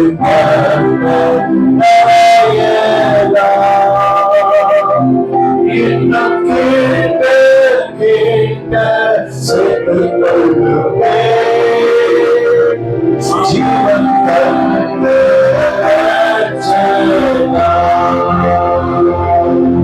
நல்ல பிதாவே, இந்த ஆசீர்வதிக்கப்பட்ட நல்ல நாளுக்காக நன்றி. ஆண்டவரே, இந்த நாளில் சபை பிரதிஷ்டையானதாயிலும் இந்த ஊழியக்காரர் கூட்டத்திலும் நின்று கொண்டிருக்கிற அடியார்களை பலப்படுத்தி விசேஷமாக அடியாருடைய வாயிலே உங்களுடைய வாக்கை அருளி ஆண்டவரே கர்த்தாவே வந்திருக்கிறவர்களுக்கு பிரயோஜனம் உண்டாகத்தக்கதா நான் ஆண்டவர் வாய் திறந்து பேச ஆண்டவரே நீர் என்னை பலப்படுத்துவீராக. உங்களுடைய கிருபையின் கரத்தலை தாழ்த்தி அர்ப்பணித்து ஜெபிக்கிறேன். இயேசு கிறிஸ்துவின் வல்லமை மிகுந்த நாமத்தில் பிதாவே. கர்த்தருடைய பரிசுத்த நாமத்துக்கு மகிமை உண்டாவதாக. இந்த நல்ல நாளிலே இங்கே வந்து இருந்த பொழுது என்ன வார்த்தைகளை பேச வேண்டும் என்று நான் ஆண்டவருடைய முகத்தை நோக்கி பார்த்த பொழுது புதிய உடன்படிக்கையின் ஊழியம், நியூ கவனன்ட் மினிஸ்ட்ரி. கர்த்தருடைய பரிசுத்த நாமத்துக்கு மகிமை உண்டாவதாக. நாம் பழைய உடன்படிக்கையின் நாட்களில் இருந்து ஆண்டவர் நம்மை விடுவித்து புதிய உடன்படிக்கையின் காலத்துக்குள்ளே நம்மை கொண்டு வந்த பொழுதிலும் இன்னும் அநேக எங்கேயே உட்கார்ந்துட்டு இருக்கிறாங்கன்னா, பழைய உடன்படிக்கை, அதாவது பழைய ஏற்பாட்டு ஊழியத்திலேயே நிறைய பேர் இன்னும் உட்கார்ந்து கொண்டு அந்த ஆரோனின் முறைமையின்படியான ஊழியத்தை செய்து கொண்டிருக்கிறார்களே ஒழிய மெல்கிசேதேக்கின் முறைமையின்படியான ஊழியத்தை செய்கிறார்களா என்று பார்க்கும் பொழுது அது இந்த நாட்களிலே மிகவும் குறைவாக அது காணப்படுகிறதை நாம் பார்க்கிறோம். இந்த நாளில கூட அந்த புதிய உடன்படிக்கையின் காரியங்களை நாம் இன்றைக்கு தியானித்து, இன்றைக்கு நாம் எங்கே நிற்கிறோம், நம்முடைய ஊழியம் எப்படிப்பட்டதா இருக்கிறது, நாம் எப்படிப்பட்ட ஊழியத்தை செய்கிறோம் என்பதை ஒப்பிட்டு பார்த்து நம்மை சரிப்படுத்திக் கொண்டு, ஒருவேளை அந்த ஊழியத்தை நாம் ஏற்கனவே செய்கிறவர்களா இருந்தால் இன்னமும் அந்த புதிய உடன்படிக்கையின் ஊழியத்திலே நாம் மென்மேலும் வளர்ந்து கடந்து செல்ல கர்த்தர் நமக்கு கிருபை செய்வாராக. அல்லேலூயா. கர்த்தருடைய பரிசுத்த நாமத்துக்கு மகிமை உண்டாவதாக. என்னோடு கூட சேர்ந்து திருப்பிக் கொள்ளுங்கள். எரேமியா தீர்க்க தரிசன புஸ்தகம் 31ஆம் அதிகாரம் 33ஆம் வசனத்தை நாம் வாசிக்க கேட்போம். எரேமியா 30. அந்நாட்களுக்கு பிற்பாடு நான் இஸ்ரவேல் குடும்பத்தோட பண்ண போகிற உடன்படிக்கையாவது, நான் என் நியாயப்பிரமாணத்தை அவர்கள் உள்ளத்திலே வைத்து அதை அவர்கள் இருதயத்திலே எழுதி, நான் அவர்கள் தேவனாய் இருப்பேன், அவர்கள் என் ஜனங்களாய் இருப்பார்கள் என்று கர்த்தர் சொல்லுகிறார். கர்த்தருடைய பரிசுத்த நாமத்துக்கு மகிமை உண்டாவதாக. அந்நாட்களுக்கு பிற்பாடு அப்படின்னு சொன்னா பழைய ஏற்பாட்டின் காலத்திற்கு பின்னதாக, பழைய உடன்படிக்கையின் நாட்களுக்கு பின்னதாக நான் ஒரு உடன்படிக்கையை நான் ஏற்படுத்த போகிறேன். அந்த உடன்படிக்கை என்ன உடன்படிக்கை என்று சொன்னால் புதிய உடன்படிக்கை. அல்லேலூயா. கர்த்தருடைய பரிசுத்த நாமத்துக்கு மகிமை உண்டாவதாக. இந்த அருமையான இந்த ஆசீர்வதிக்கப்பட்ட இந்த மனமகிழ்ச்சியினுடைய இந்த பகல் வேளையில நமக்கு எல்லாருக்கும் ஒரு பெரிய மேன்மை ஒன்று உண்டு என்று சொன்னால் நாம் எல்லாரும் புதிய உடன்படிக்கை ஊழியக்காரர்கள். அல்லேலூயா. New covenant servants. கர்த்தருடைய பரிசுத்த நாமத்துக்கு மகிமை உண்டாவதாக. இந்த புதிய உடன்படிக்கையின் ஊழியம் எதின் அடிப்படையிலே ஸ்தாபிக்கப்பட்டது என்பதனை நாம் புரிந்து கொள்ள வேண்டும். பழைய உடன்படிக்கையின் ஊழியம், அதாவது பழைய ஏற்பாடு, பழைய உடன்படிக்கை எதின் அடிப்படையிலே ஸ்தாபிக்கப்பட்டது என்று சொன்னால், உபாகமத்திலே வாசிக்க வேண்டாம், நான் சொல்லிட்டு நான் போறேன், உங்களுக்கு எல்லாருக்கும் வசனம் தெரியும், ஆதலால் நான் சொல்லிட்டு நான் கடந்து செல்றேன், நீங்கள் அதை உங்கள் ஞாபகத்திலே வைத்துக் கொள்ளுங்கள். உபாகமத்தின் புஸ்தகத்திலே 28ஆம் அதிகாரத்திலே நாம் பார்க்கும் பொழுது அங்கே ஆண்டவர் அவருடைய உடன்படிக்கைக்கு நாம் கீழ்ப்படியும் பொழுது அங்கே உண்டாகிற ஆசீர்வாதங்களையும் சாபங்களையும் குறித்து சொல்லுகிறார். எதை குறித்து சொல்லுகிறார்? ஆசீர்வாதங்களையும் சாபங்களையும் குறித்து சொல்லுகிறதை நாம் பார்க்கிறோம். ஆசீர்வாதங்கள் என்று நாம் பார்க்கும் போது 1ஆம் வசனத்திலிருந்து 14ஆம் வசனம் வரைக்கும் தான் ஆசீர்வாதம். மொத்தம் 68 வசனங்கள் இருக்கிறது. 1ஆம் வசனத்திலிருந்து 14ஆம் வசனம் வரைக்கும் தான் எதை குறித்து பேசுகிறார்? ஆசீர்வாதத்தை குறித்து பேசுகிறதை நாம் பார்க்கிறோம். ஆனால் 15ஆம் வசனத்திலிருந்து 68ஆம் வசனம் வரைக்கும் அந்த உடன்படிக்கையை நாம் கை கொள்ளாமல் போகும் பொழுது அதனால் வரக்கூடிய சாபங்களை, பகிரங்கமான சாபங்களை ஆண்டவர் அங்கே கொடுத்து எச்சரிக்கிறதை நாம் பார்க்கிறோம். அப்போ பழைய உடன்படிக்கை என்று சொன்னாலே நமக்கு எல்லாருக்கும் வரக்கூடிய ஒரு காரியம் என்னன்னா பயம். என்ன வருது? பழைய உடன்படிக்கையில நமக்கு எல்லாருக்கும் வரக்கூடியது என்னது? பயம். ஏனென்று சொன்னால் ஆசீர்வாதத்தை பார்க்கல எதுதான் அதிகமா இருக்கு? சாபங்கள் தான் அதிகமா இருக்குது. அங்க 613 பிரமாணங்களை ஒருவனும் கடைபிடிக்க முடியாமல் ஒவ்வொருவனும் பின்வாங்கி போனவனாக காணப்படும் பொழுது அதனால் வரக்கூடிய சாபங்களை அவன் தன்மேல் வருவித்துக் கொள்ளும் போது அதை குறித்து ஒரு அச்சம் உண்டாகி இருக்கிறதை நாம் பார்க்கிறோம். ஆமென், ஆமென். கர்த்தருடைய பரிசுத்த நாமத்துக்கு மகிமையுண்டாவதாக. இப்படி நான் பழைய உடன்படிக்கை ஆரம்பிக்கிறதை நாம் பார்க்கிறோம். பழைய உடன்படிக்கை ஆரம்பிக்கிறத பார்க்கிறோம். உதாரணத்திற்கு பழைய ஏற்பாடு எப்படி முடியுதுன்னு பாருங்களேன். பழைய ஏற்பாடு எப்படி முடியுதுன்னு பாருங்க. மல்கியா தீர்க்கதரிசன புஸ்தகம் 4ஆம் அதிகாரம் கடைசி வசனத்தை வாசிங்க. நான் வந்து பூமியை சங்காரத்தால் ஆடிக்காது. போதும். எப்படி இருக்குது ஆண்டவருடைய கை? எப்படி இருக்குது? எப்படி இருக்குது? பழைய ஏற்பாடு எப்படி முடியுது? கர்த்தருடைய கரம் ஓங்கி நிற்கு. அப்படிதான் முடியுது. நான் வந்து பூமியை சங்காரத்தினால் ஆடிக்காதவர். கர்த்தர் கோபமாய் ஒரு ஆங்கிரி நோட்ல முடியுது பழைய ஏற்பாடு. ஆனா புதிய ஏற்பாடு எப்படி முடியுது பாருங்க. வெளிப்படுத்தின விசேஷம் 22 கடைசி வசனத்தை எடுத்து வாசிங்க. புதிய ஏற்பாடு எப்படி முடியுது? நம்முடைய கர்த்தராகிய இயேசு கிறிஸ்துவினுடைய கிருபை உங்கள் அனைவரோடு கூட இருப்பதாக. அல்லேலூயா, அல்லேலூயா. இப்பவே உங்களுக்கு புரிஞ்சிருக்கும்னு நினைக்கிறேன் பழைய உடன்படிக்கைக்கும் புதிய உடன்படிக்கைக்கும் உள்ள வித்தியாசம். அல்லேலூயா, அல்லேலூயா. பழைய உடன்படிக்கை கோபத்தில ஆண்டவர் சங்காரத்தால் தான் வந்து அடிக்காதபடிக்கை முடிக்கிறார். ஆனா புது உடன்படிக்கையில ஆண்டவர் சொல்றாரு, கர்த்தராகிய இயேசு கிறிஸ்துவினுடைய கிருபை ஒருத்தர் மேல 2 பேர் மேல இல்ல, உங்கள் அனைவர் மேலும் உண்டாகி இருப்பதாக. அல்லேலூயா, அல்லேலூயா. அப்ப புது உடன்படிக்கையினுடைய அடிப்படை, புது உடன்படிக்கையினுடைய அடிப்படை எதை சார்ந்ததா இருக்கிறது என்றால் கிருபையை சார்ந்ததா இருக்கிறது. இன்னும் நான் தெளிவா சொல்லணும்னா அன்பை சார்ந்ததா இருக்கிறது. அல்லேலூயா. எதை சார்ந்ததா இருக்கிறது? அன்பு. அன்புதான் புதிய உடன்படிக்கையினுடைய அடித்தளமாய் இருக்கிறது என்பதை நாம் புரிந்து கொள்ள வேண்டும். யோவான் சுவிசேஷம் 14ஆம் அதிகாரம் 15ஆம் வசனத்தை வாசிப்போம். யோவான் சுவிசேஷம் 14:15 ஆண்டவர் சொல்றாரு பாருங்க. வாசிங்க. நீங்கள் என்னிடத்தில் அன்பாய் இருந்தால். அப்ப கர்த்தருடைய புதிய உடன்படிக்கையை கை கொள்வதே எதின் அடிப்படையில கை கொள்ளணும்? அன்பு. சாபத்துக்கு பயந்து, நம்மேல் சங்காரம் வந்துவிடும் என்று பயந்து, தேவ கோபம் நம்மேல் மூண்டுவிடும் என்று பயந்து நம்ம கர்த்தருடைய கற்பனைகளை கை கொள்ளுகிறது இல்ல. எதின் அடிப்படையில? இதுதான் புது உடன்படிக்கை.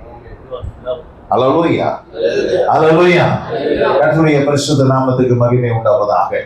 இந்த புதிய உடன்படிக்கை அதுக்குன்னு ஆண்டவர் வந்து ஆண்டவர் நம்மளை எப்படியோ நீங்க அவுத்து விட்டு நீங்க எப்படி வேணா போங்கன்னு நம்மள சொல்லல. ஆண்டவர் கண்டிப்பாவும் இருக்கிறாரு. ஆனால் ஆண்டவர் எதின் அடிப்படை, இதனுடைய அடிப்படை என்ன? அன்புதான். அல்லேலூயா, அல்லேலூயா. கர்த்தருடைய பரிசுத்த நாமத்துக்கு மகிமை உண்டாவதாக. அதே மாதிரி 1 யோவான் 5ஆம் அதிகாரத்திலே 2-3 வசனங்களை வாசிங்க. 1 யோவான் 5ஆம் அதிகாரம் 2-3 வசனங்களை வாசிங்க. 1 யோவான் 5ஆம் அதிகாரம் 2ஆம் வசனம் 3ஆம் வசனம். தேவனிடத்தில் அன்பு கூர்ந்து அவருடைய கற்பனைகளை கைக்கொள்ளும்போது தேவனுடைய பிள்ளைகளுக்கு அன்பு கூறுகிறோம் என்று அறிந்து கொள்கிறோம். ஆமா, நாம் தேவனிடத்தில் அன்பு கூர்ந்துனா எதை கைக்கொள்ளணும்? பயந்து நடுங்கி, ஐயோ என்ன அடிச்சிருவாரு, கொன்றுவாரு, சாகடிச்சிருவாரு, சாபங்கள் என்பது அப்படி இல்லை. எப்படி கை கொள்ளணும்? அவருடைய கற்பனைகளை எப்படி கை கொள்ளணும்? அன்போடு கூட நாம் கை கொள்ளுகிறவர்களா. ஒரு அல்லேலூயா சொல்லுங்களேன். அல்லேலூயா. அதனால் இந்த கற்பனைகள் நமக்கு பாரமானவைகள் அல்லவே. அல்லேலூயா.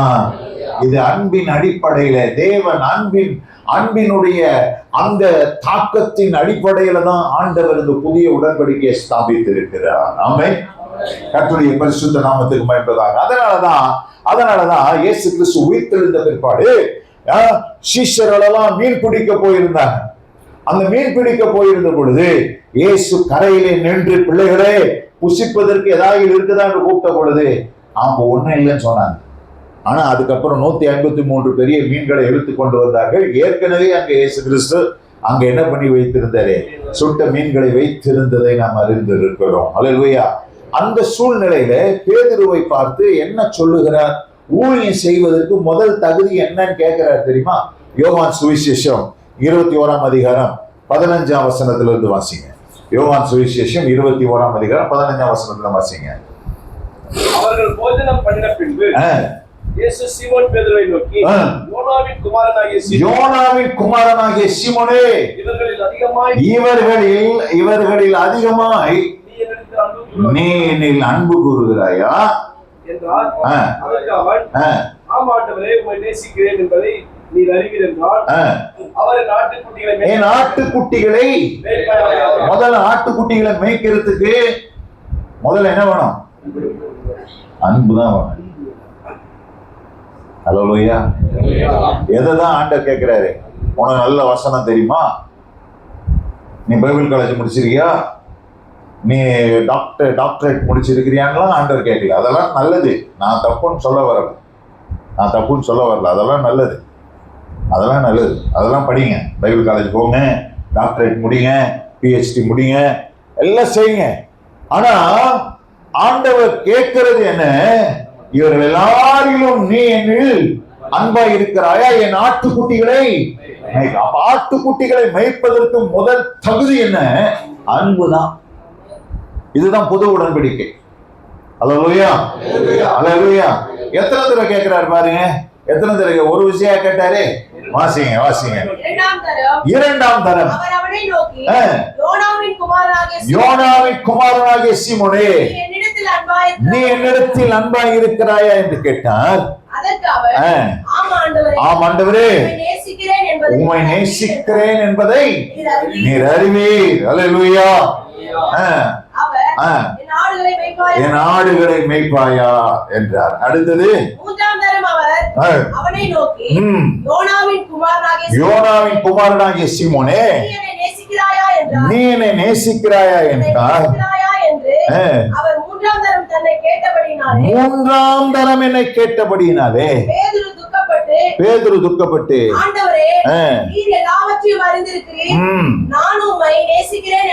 நான் உம்மை நேசிக்கிறேன் என்பதையும் நீர் அறிவீர் என்றான். அல்லேலூயா.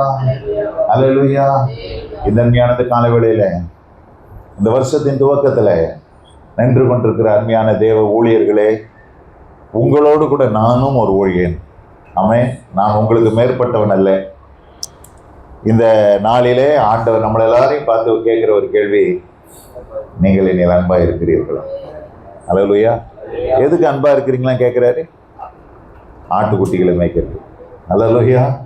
ஆடுகளை மேய்க்கிறதுக்கு முதல்ல அன்பின் அடிப்படையில தான் ஒரு விஷயம். நிறைய பேருக்கு அன்பே இல்லை. நிறைய பேருக்கு என்ன இல்லை? அன்பே இல்லை. நம்ம தெய்வனிடத்திலும் அன்பு கூறணும். யாரையும் அன்பு கூறணும்? ஆட்டுக்குட்டிகளிலும் அன்பு கூறணும். ஆமென். ஏன்னா அன்பு இல்லாமல் ஆட்டுக்குட்டிகளை மேய்ச்ச ஆடுகள்லாம் என்ன ஆகிடும்? செதறி ஓடிடும். காஞ்சிபுரத்தில் ஒரு ஊழியக்காரர் இருந்தார். உங்களுக்கெல்லாம் தெரிஞ்சிருக்கும்னு நினைக்கிறேன், பாஸ்டர் நேசகன் சொல்லிட்டு. அவர் சொல்லுவார், விசுவாசிய ஒரு கையை பிடிச்சிட்டு தான்ப்பா அடிக்கணும் அப்படின்னு. எப்படி? ஒரு கையை பிடிச்சிட்டு தான் அடிக்கணும். அவர் மறைந்து போயிட்டாரு. அவர் கற்றுக்கொண்டு அடைந்துட்டாரு. அவர் சொல்லுவார், கையை பிடிச்சிட்டு அடிக்கணும்பா. அப்படின்னு என்ன அர்த்தம்?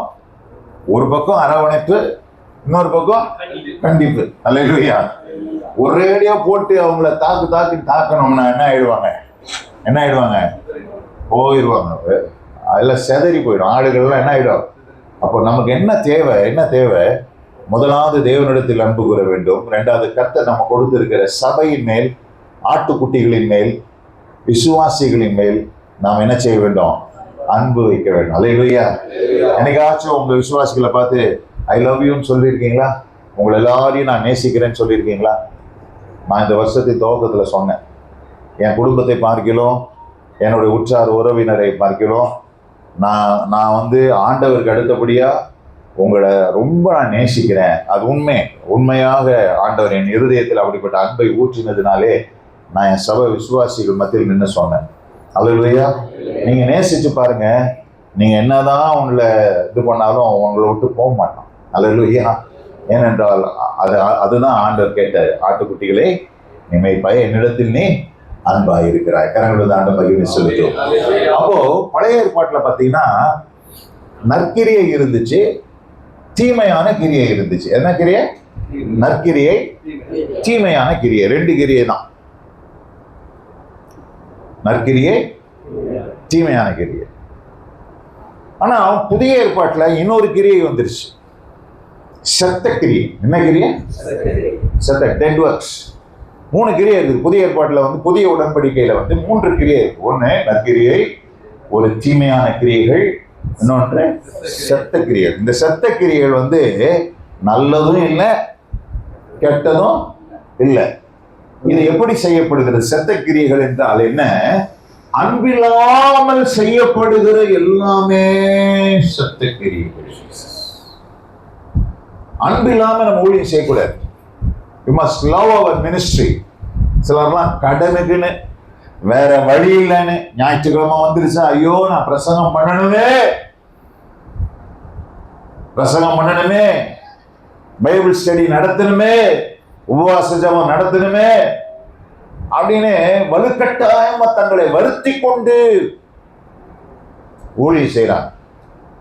அப்படி செஞ்சா அந்த கிரியைகள் என்ன கிரியைகள்? செத்த கிரியைகள்.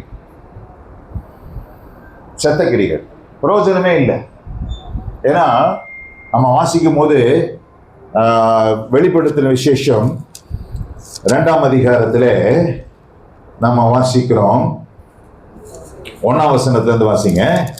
எபேசு சபையின் தூதனுக்கு நீ எழுத வேண்டியது என்னவெனில், 7 நட்சத்திரங்களை தம்முடைய வலது கரத்தில் ஏந்தி கொண்டு 7 பொன்குத்து விளக்குகளின் மத்தியிலே உலாவிக் கொண்டிருக்கிறவர் சொல்கிறதாவது, உன் கிரியைகளையும் உன் பிரயாசத்தையும் உன் பொறுமையையும் பொல்லாதவர்களை சகிக்க கூடாமல் இருக்கிறதையும் அப்போஸ்தலராதவர்கள் தங்களை அப்போஸ்தலர்கள் என்று சொல்லுகிறதை நீ சோதித்து அவர்களை பொய் என்று கண்டறிந்ததையும் நீ சகித்துக் கொண்டிருக்கிறதையும் பொறுமையா இருக்கிறதையும் என் நாமத்தின் நிமித்தம் இடைப்படையாமல் பிரயாசப்பட்டதையும் அறிந்து போதும். இதுல பாத்தீங்கன்னா 100% எல்லாமே பெர்ஃபெக்ட். டாக்ட்ரினலா இவங்க எப்படி இருக்கிறாங்க? ஸ்ட்ராங்கா இருக்கிறாங்க. இந்த சபை டாக்ட்ரினலா ரொம்ப ஸ்ட்ராங், எல்லாமே இருக்குது. அப்போஸ்தலர் அல்லாதவர்கள் தங்க அப்போஸ்தலர் சொன்னா அதை கண்டறிஞ்சிருவாங்க. ராங் டாக்டரின்ஸ் எதுன்னு கண்டுபிடிச்சிருவாங்க. பயங்கர ஸ்ட்ராங், எல்லாத்துலயுமே ஸ்ட்ராங்கா இருக்கிறாங்க. ஆனா இருக்க வேண்டிய ஒன்று அவங்க கிட்ட இல்ல. என்ன இல்ல? ஆனாலும் ஆதியில் கொண்டிருந்த அன்பை விட்டா என்று உன் பேரில் எனக்கு குறை உண்டு, ஆகையால் நீ இன்ன நிலைமையில் இருந்து விழுந்தே போயிட்டான். என்ன ஆயிட்டா?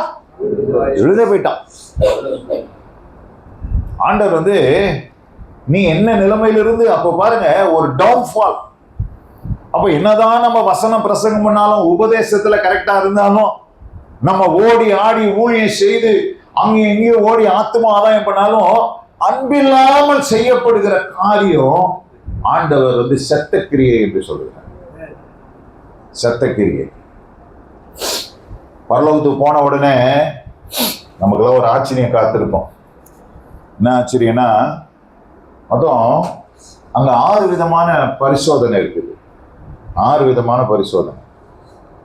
ஒரு பரிசோதனை என்ன பரிசோதனைனா, பொன் வெள்ளி விலையேற பெற்ற கல், இவைகளில் கட்டினது நிலைத்தால். இவைகளை கட்டினத நம்ம மினிஸ்ட்ரி, இதெல்லாம் எதை குறித்து சொல்லப்படுகிறது? நம்முடைய ஊழியத்தை குறித்து சொல்லப்படும். சிலர் வெள்ளியில ஊழியம் செய்வாங்க, சிலர் பொன்னான ஊழியம், சிலர்களுக்கு வெளியேறப்பட்ட கல்லை போல ஊழியம். இதெல்லாம் தூக்கி எதில போட்டு டெஸ்ட் பண்றாரா ஆண்டவரே? அக்கினியில தூக்கி போடுறார். அக்கினியில தூக்கி போட்ட உடனே அது நிலைத்திருக்கணும், வெந்து போகாமல் என்ன ஆகணும்? நிலைத்திருந்துச்சுன்னா பாஸ். ஊழியத்துக்கு ஆண்டவர் அங்க என்ன கொடுப்பாரு? அங்க பாஸ் மார்க் மாத்திரம் இல்லை, வெகுமதிகளை கொடுப்பார், கிரீடங்களை கொடுப்பார். அங்கே நமக்கு அவார்டெல்லாம் கொடுக்கப்படும். இந்த 3மே ரொம்ப கஷ்டமான காரியம் பாருங்க. வெள்ளி, பொண்ணு, வெளியேறப்பட்ட இதெல்லாம் பூமியை தோண்டி ஆழமான இடத்துல இருக்கக்கூடியது. ஆனா அடுத்த 3 சொல்றாரு, புல், வைக்கோல், மரம். இது எங்க கிடைக்கும்? எங்க ஊர்ல வந்து பேக்கடைன்னு சொல்லுவாங்க. புழக்கடையை என்னன்னு சொல்லுவாங்க? பேக்கடை. புழக்கடைன்னா பின்புறம், வீட்டுக்கு பின்புறம் இருக்கிற இடம் தான் புழக்கடை. பேக்கடைன்னுவாங்க எங்க ஊர்ல, காஞ்சிபுரத்துல. இது எல்லாமே பேக்கடையில கிடைக்கும். மரம் கிடைக்கும், புல்லு கிடைக்கும், வைக்கல் கிடைக்கும். இதை வைத்து ஒரு ஊழியத்தை கட்டணும்னா ஒரே ஒரு குச்சி நெருப்பு போதும், என்ன ஆயிடும், ஒசுங்கி போயிடும். அப்போ இது எதை குறிக்கிறது என்று சொன்னால், அன்பில்லாமல் செய்யப்படுகிற ஊழியங்கள் அவைகள் நிலைத்து இருக்காது. அது ஆண்டவருடைய சமூகத்திலே ஒரு நாள் பரிசோதிக்கப்படும் பொழுது அது பஸ்பமாய் போய் ஒன்றும் இல்லாம அதெல்லாம் என்ன கிரிய, சத்த கிரியைகளாக மாறும், சத்த கிரியை. ஆனால் பிரியமானவர்களே, இன்றைக்கு உங்க ஊழியம் எப்படி இருக்குன்னு பார்த்துக்கோங்க. ஆண்டவர் வந்து நீங்க இந்த நிலையிலிருந்து நீங்க ஆதி அன்பை விட்டுட்ட, ஆதி அன்பு. எழுப்புதல் என்று சொன்னா நம்ம யோசிக்கிறோம் அப்படியே பயங்கரமா வானம் வரைக்கும் எதிரணும், மேல போன வரணும். இல்லை, ஆதியில நம்ம கொண்டு பார்த்தீங்களா ஒரு அன்பு, அந்த அன்புக்கு மறுபடியும் புதுப்பிக்கப்படுறதான் பெரிய எழுப்புதல். அல்லேலூயா, அல்லேலூயா. அந்த ஆதி அன்பு ரொம்ப கஷ்டம், ரொம்ப கஷ்டம். அந்த அந்த அன்பை தான் நம்ம ஆண்டவர்கிட்ட கேட்கணும். ஆண்டவரே, ஆதி அன்புல எங்களை என்ன செய்யுங்க, புதுப்பிங்க. அந்த ஆதி அன்பை நான் உங்களிடத்துல நான் என்ன செய்யணும், பெற்றுக்கொள்ள வேண்டும் என்று சொல்லி ஆண்டவருடைய சமூகத்துல அந்த ஆதி அன்புக்காக நாம் ஏங்க வேண்டும். கரங்களை வைத்து ஆண்டவர் மகிமை செலுத்துங்க. அல்லேலூயா. அப்போ அன்பு அன்பு இருந்துச்சுன்னா, அன்பு இருந்துச்சுன்னா நீ நிறைய பேர் ஊழியத்தை விட்டு போயிடுறாங்க. நான் காஞ்சிபுரம் வந்த புதுசுல எங்களுக்கு சர்ச்சுக்கு இடம் இல்லை. நாங்க ஒரு வீட்டு மெத்தையில தான் நடத்திட்டு இருந்தோம். அப்ப எங்க சர்ச்சில் இருக்கிற ஒரு பிரதர், அவர்கிட்ட நம்ம என்ன கேட்டாலும் செய்வார். அவர் ஒரு அப்பா அம்மா போனோம் அப்படின்னா கூட வாங்கிட்டு வந்துடுவார். அந்த மாதிரி ஒரு ஆள். அவர் ஒரு நாள் வந்தாரு, பாஸ்டர் ஒரு சர்ச்சுக்கு ஒரு இடம் பார்த்துருக்கிறேன், நீங்க வந்து பாருங்க அப்படின்னு கூப்பிட்டாரு. என்னப்பா எங்க இருக்குது இடம்? நான் யோசித்தேன் காலி கிரவுண்டுக்கு வந்தது. பார்த்தா சபை கட்டடம் கட்டி உள்ள 30 விசுவாசிகளோட சேல்ஸுக்கு வந்துருக்குது. அந்த விசுவாசிங்க எவ்வளவு காணிக்க கொடுக்குறாங்கன்னு கூட சொன்னாங்க. எனக்கு எவ்வளவு வருமானம் வருது. மாஸ்டர் என்ன பண்றாரா, அப்படியே சேல்ஸ் பண்ணிட்டு ஊரோட அவர் என்ன பண்றாராம், போயிடுறாராம். அப்பா இந்த பாவத்துக்கு நான் வரல, எனக்கு வேண்டாம்ப்பா அந்த மாதிரி சபை. சேல்ஸுக்கு வந்துச்சு, சர்ச்சே சேல்ஸுக்கு வந்துச்சு. இப்போ காஞ்சிபுரத்தில் கூட ஒரு சர்ச்சை சேல்ஸுக்கு இருக்குது, இப்போ கூட இருக்குது. ஒரு மாஸ்டர் எடுத்துட்டு அவர் கிராமத்துல இருந்து பட்டணத்துக்குள்ள வர்றதுக்கு பிளான் பண்ணிட்டு சர்ச்சையை விற்கிறதுக்கு ரெடி பண்ணிட்டு இருக்கிறார். இன்னைக்கு ஊழியத்தை விட்டு போயிடுறாங்க, ஊழியத்தை விட்டு வழி விலகி போயிடுறாங்க, டிஸ்ட்ராக்ட் ஆயிடுறாங்க. காரணம் என்ன? காரணம் என்ன? காரணம் என்ன? அன்பு இல்லை, அன்பு இல்லை. ரோமர் 8ஆம் அதிகாரம் 35ஆம் வசனம் 37ஆம் வசனத்தை வாசிங்க. ரோமர் 8:35-37. ரோமர் அடிக்கப்படும் ஆடுகளைப் போல எண்ணப்படுகிறோம் என்று எழுதியிருக்கிறபடி நேரிட்டாலும் கிறிஸ்துவின் அன்பை விட்டு நம்மை பிரிப்பவன் யார்? உபத்திரவமோ, வியாகுலமோ, துன்பமோ, பசியோ, நிர்வாணமோ, நாசமோசமோ, பட்டயமோ, இவைகள் எல்லாவற்றிலும் முற்றிலும் ஜெயம் கொடுக்கிறவராய் இருக்கிறோம். கிறிஸ்துவின் அன்பை விட்டு நம்மை என்ன பட்டயம், நிர்வாணம், பசி, பஞ்சம் எது வந்தாலும் என்னை கிறிஸ்துவின் அன்பை விட்டு பிரிக்காது. ஊழியத்தை விட்டு நான் போக மாட்டேன்.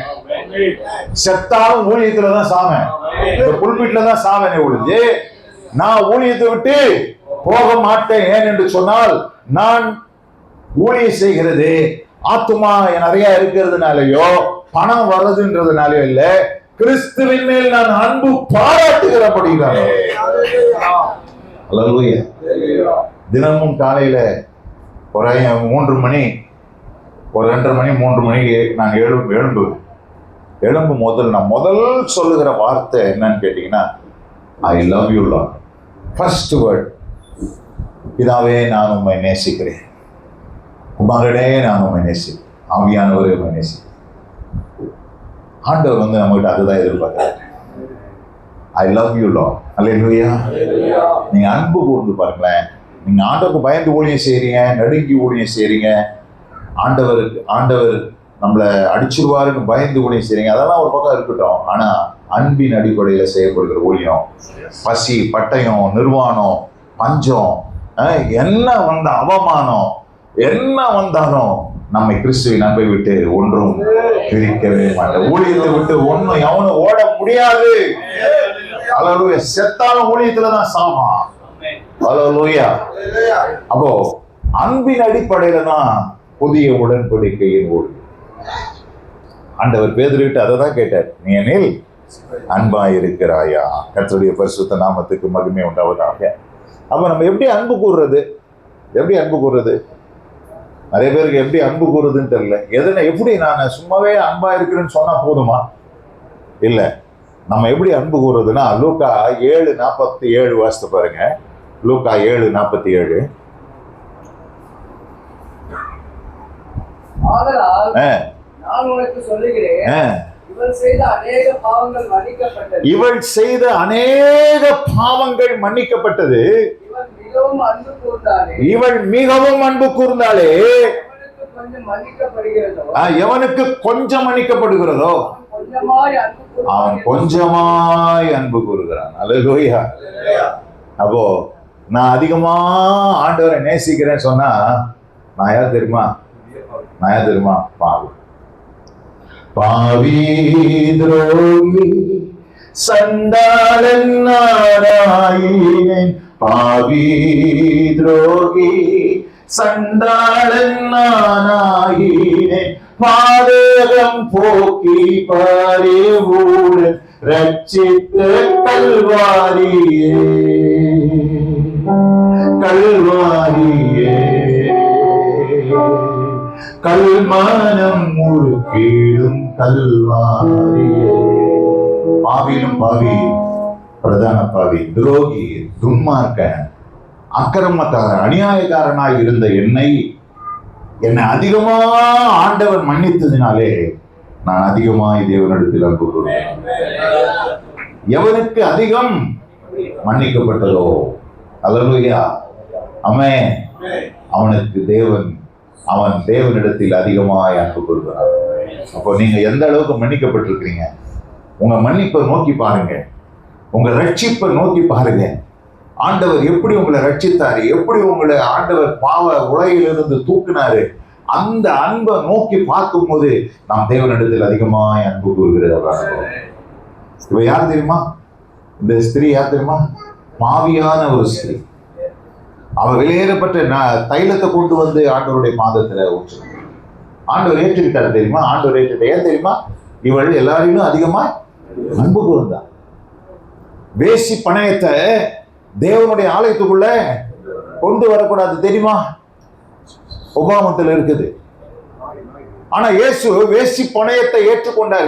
அவ வேசி, அந்த வேசித்தனத்துல சம்பாதித்த பணத்துல வாங்கின தைலத்தை கொண்டு வந்து ஊத்தும் இயேசு ஏற்றுக்கொண்டார். ஏன் தெரியுமா? அவள் அன்பு கூர்ந்தாள். அல்லேலூயா. நீங்களும் அன்பு கூர்ந்தீங்கன்னா ஆண்டவர் நம்மை ஏற்றுக்கொள்வதற்கு தேவன் போதுமானவர். ஒரு தகாத காரியம், அதை ஆண்டவர் ஏற்றுக்கொண்டார். எதின் அடிப்படையில? அன்பின் அடிப்படையில். கரங்களுக்கு ஆண்ட மகிமை செலுத்த. அல்லேலூயா. இரண்டாவது ஒரு காரியத்தை நான் உங்களுக்கு சொல்ல வாஞ்சிக்கிறேன். முதலில் அன்பின் அடிப்படையை பார்த்தோம். இரண்டாவது என்னோடு கூட சேர்ந்து திருப்பிக் கொள்ளுங்கள். 2 கொரிந்தியர் 4ஆம் அதிகாரம் 1ஆம் வசனத்தை வாசிப்போம். 2 கொரிந்தியர் 4ஆம் அதிகாரம் 1ஆம் வசனம்.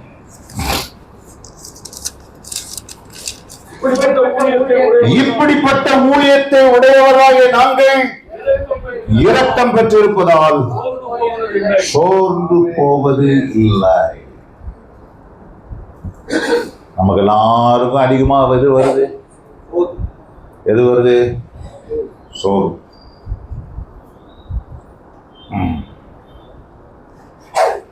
கவர்ல பவர் இல்லைன்னா என்ன வந்துருது? சோர்வு வந்து. ஞாயிற்றுக்கிழமையில இந்த கவரெல்லாம் பிரிச்சு பார்க்கும் போது 500 ரூபா நோட்டா இருக்குன்னு பார்த்தா எல்லாம் 100 ரூபா நோட்டா இருக்கும் போது அந்த வாரத்துல சோர்வு வந்துடுது. நிறைய சோர்வு. நிறைய ஊழியக்காரங்க என்ன ஆயிட்டாங்க? சோர்ந்து போயிட்டாங்க.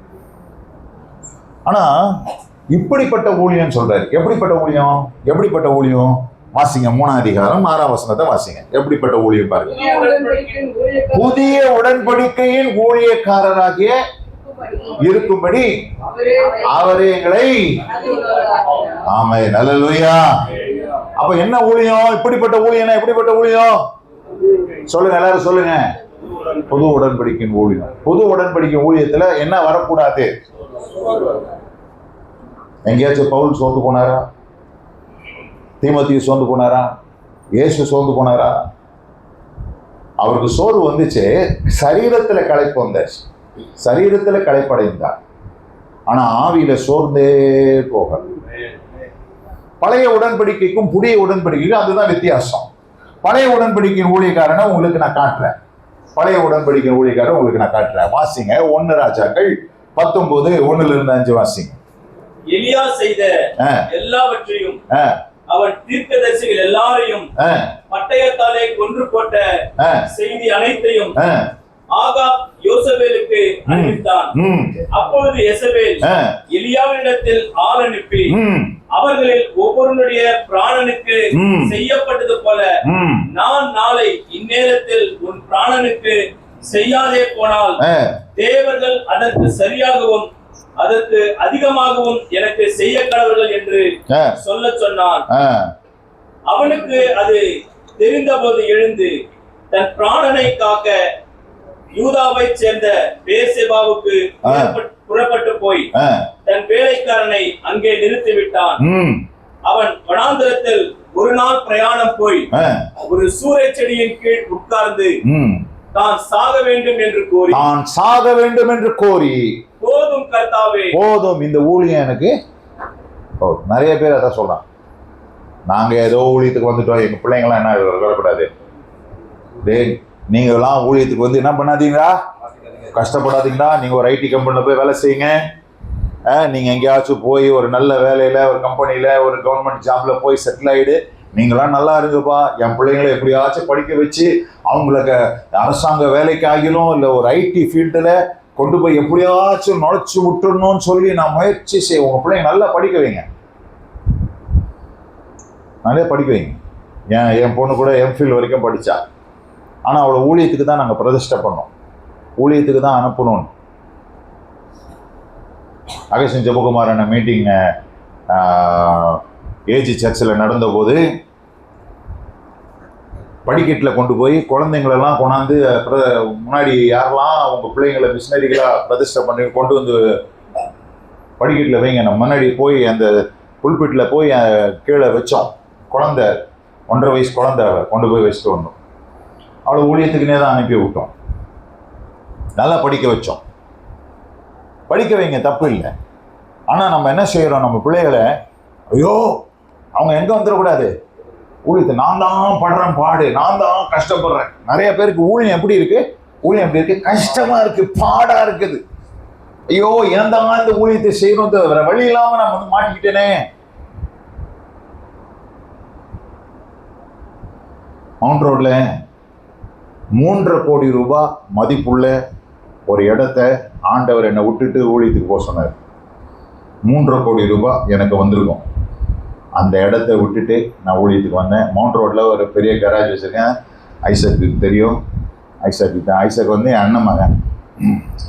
ஐசக் வந்து என்னுடைய அண்ணன் மகன். ஐசக்கு தெரியும். மாஸ்டர் ஐசக் அவர் இன்டர்நேஷ்னல் ஸ்பீக்கர். அவர் உண்மையாக அவரை பார்த்து நான் வந்து சந்தோஷப்படுகிற நாட்கள். எப்பொழுதுமே ஐசக்கை நான் ரொம்ப ரசிப்பேன். ஆமாம், ஐசக்கு தெரியும் எவ்வளோ பெரிய கேரேஜ்னு சொல்லி. பாஸ்டர் தயானந்தன் காரெல்லாம் நாங்கள் தான் மெயின்டைன் பண்ணுவோம். ஊழியக்காரர் டிஜேஎஸ் தினகரனுடைய கார் எங்கள் கேரேஜுக்கு தான் வரும். பெரிய பெரிய மினிஸ்டர்ஸுடைய car, chief minister, Andhra chief minister காரை நாங்கள் தான் பார்ப்போம். அவ்வளோ நல்ல ஒரு வேலையை விட்டுட்டு ஆண்டவர் சொன்னார். ஆனால் இன்னைக்கு வரைக்கும் நான் சொல்கிறேன், அந்த விட்டுட்டு நான் அவ்வளோ பெரிய மவுண்ட் ரோட்டில் அவ்வளோ பெரிய வேலையை விட்டுட்டு வந்தேனேன்னு ஒரு நாளும் நான் ரிக்ரெட் பண்ணதே கிடையாது. ஐயோ நான் அங்கேயே இருந்திருக்கலாமே, இந்த ஊழியத்துல வந்து நான் படுறேனே பாடு, ஐயோ நெருக்கப்படுகிறேனே, இந்த விசுவாசிகள் கொடுக்குறாங்களே ஜோலி. காஞ்சிபுரத்துல ஒரு பாஸ்டர் இருந்தாரு, உங்களை வச்சு மேய்க்கிறதுக்கு ஒரு 10 எருமையை வாங்கி விட்டா ஆள் கறக்குண்டான்னு. எத்தனை எருமை? 10 எருமை. ஆனா அந்த மாதிரி ஒரு நாள் சொல்ல ஆண்டவர் வைக்கல. அல்லேலூயா. இப்படிப்பட்ட ஊழியத்தை பெற்றவர்களாகிய நாங்கள் சோர்ந்து போவதில்லை. எப்படிப்பட்ட ஊழியம்? ஆனா எலியா பழைய ஏற்பாட்டு ஊழியக்காரர் என்ன ஆயிட்டாரு? ஆனா நிறைய பேர் நம்ம எல்லாரும் எலியாவை மாதிரி வாங்க, இயேசுவை போல வாங்க. அல்லேலூயா. இயேசு என்ன செஞ்சார் பாருங்க. மத்தேயு சுவிசேஷம் 26ஆம் அதிகாரம் 30ஆம் வசனம். 26ஆம் அதிகாரம் 30ஆம் வசனம். அவர் ஒரு ஸ்தோத்திர பாட்டை பாடின பின்பு ஒலிவ மலைக்கு எங்க போறாரு? பாடுபட போறார். ரத்தத்தினாலாகிய பெரும் துளிகள் அவருடைய சரீரத்திலிருந்து உழப்போகிறது. காட்டி கொடுக்கப்பட போகிறார், பாடுபட போகிறார், அடிக்கப்பட போகிறார், சிலுவையில் அறையப்பட போகிறார். போகிறதுக்கு அந்த இடத்துக்கு போறதுக்கு என்ன பாட்டு போனாரு? இங்கிலீஷ் பைபிள்ல போட்டிருக்கு தேங்க்ஸ் கிவிங் சாங்னு போட்டிருக்கு. என்ன பாட்டு? சாக போறதுக்கு என்ன பாட்டு போனார் இயேசு கிறிஸ்து? Thanksgiving song. அல்லேலூயா. நம்மளா என்ன பண்ணுவோம்? என் இதயம் யாருக்கு தெரியும், என் வேதனை யாருக்கு புரியும். அல்ல, நீ நிறைய பேர் பாஸ்டருங்க அந்த பாட்டு அடிக்கடி பாடுறாங்க. வாலிப பிள்ளைங்க தான் பாடுறாங்கன்னு பார்த்தா பாஸ்டர்ஸும் பாடுறாங்க. நம்ம அப்படி இல்லை. இயேசுவின் ஊழியக்காரர்கள். நம்மலாம் எலியாவின் ஊழியர்கள், எலியாவின் சீசர்கள் அல்ல, எலியாவின் அபிஷேகம் அல்ல, நமக்குள்ள இயேசுவின் அபிஷேகம். அல்லேலூயா. நம்ம எப்படி இருக்கணும்யா? என்ன உபத்திரம், என்ன பாடு, என்ன பிரச்சனை வந்தாலும் ஸ்தோத்திர பாட்டை பாட வேண்டும். அல்லேலூயா. சரி, இயேசு கிறிஸ்து தான் அப்படி. பவுல் என்ன சொல்றாரு பாருங்க. அப்போஸ்தலர் நடவடிக்கைகள் 20ஆம் அதிகாரம் 23ஆம் வசனம் 24ஆம் வசனத்தை வாசிங்க. கட்டுகளும் உபத்திரவங்களும் யாருக்கு? என்ன வச்சு போற இன்னைக்கு ஊழியக்காரங்களுக்கு போற இடத்துலலாம் என்ன போடுறாங்க? சால்வை போடுறாங்க. 2 நாளைக்கு முன்னாடி ஒரு சபையை நாங்க பிரதிஷ்டை பண்ணார். அந்த விசுவாசிங்க ரொம்ப அன்பு. எங்களுக்கு வழியெல்லாம் பூ போட்டு பூ மேல நடந்து வந்து எங்களுக்கு சால்வை, ஒரு சால்வையா 5 சால்வை 6 சால்வைக்கு போட்டு எங்களை வரவேற்று போகிற இடத்துலலாம் நமக்கு என்ன கிடைக்குது? நல்ல வேளைக்கு இங்க சால்வை இல்லை பாஸ்டர், சோத்திரம். நாங்களும் சால்வை போடுறது இல்லை. அந்த விசுவாசிங்க தெரியாம போட்டாங்க, அதனால விட்டுட்டேன், வேற வழி இல்லைன்னு. எனக்கு தெரியாது சால்வை போடுற பிரச்சனை இதெல்லாம் ப்ரோக்ராம்லாம். எங்க சபையில நாங்க சால்வெல்லாம் போடுறது இல்லை. ஆனா போற இடத்துலலாம் சால்வை, மாலை, பலவிதமான வரவேற்பு. ஆனா பவுலுக்கு என்ன இருக்கு? போற இடத்துலலாம் கட்டுகளும் உபத்திரவங்களும் என் வைத்திருக்கிறது என்று பரிசுத்த ஆவியானவர் பட்டணங்கள் தோறும், ஒரு பட்டணத்துல 2 பட்டணத்துல இல்ல, பட்டணங்கள் தோறும் தெரிவித்திருக்கிறார். ஆமென். ஆனா பவுல் என்ன சொல்றாரு பாருங்க, வாசிங்க. ஆகிலும் அவைகளில் ஒன்றை குறித்து நான் கவலைப்படேன், என் பிராணனையும் அருமையாக எண்ணேன். இதுதான் ரொம்ப முக்கியமான பாயிண்ட். ஓட்டத்தை எப்படி முடிக்கணும்? ஐயா எல்லாம் சொல்லுங்க, உங்க ஓட்டத்தை எப்படி முடிக்கணும்? இந்த வருஷத்தை முடிக்க போறோம், இந்த வருஷத்தை ஸ்டார்ட் பண்ணிருக்கிறோம். முடிக்கும் போது சந்தோஷத்தோடு முடிக்கணும். வியாகுலத்தோடு, கஷ்டத்தோடு, எரிச்சலோடு, முறுமுறுப்போடு, ஏண்டா இந்த ஊழியத்துக்கு வந்தோம் அப்படின்ற மாதிரி இல்ல, சந்தோஷத்தோடு. அல்லேலூயா. பவுலுக்கு என்ன வைக்கப்பட்டிருக்குது? பட்டணங்களோ கட்டுகளும் உபத்திரம். ஆனா பவுல் சொல்ற, நான் சந்தோஷத்தோட ஓட்டத்தை முடிக்கணும். யாருடைய ஊழியம்? வாசித்து முடிச்சிருங்க.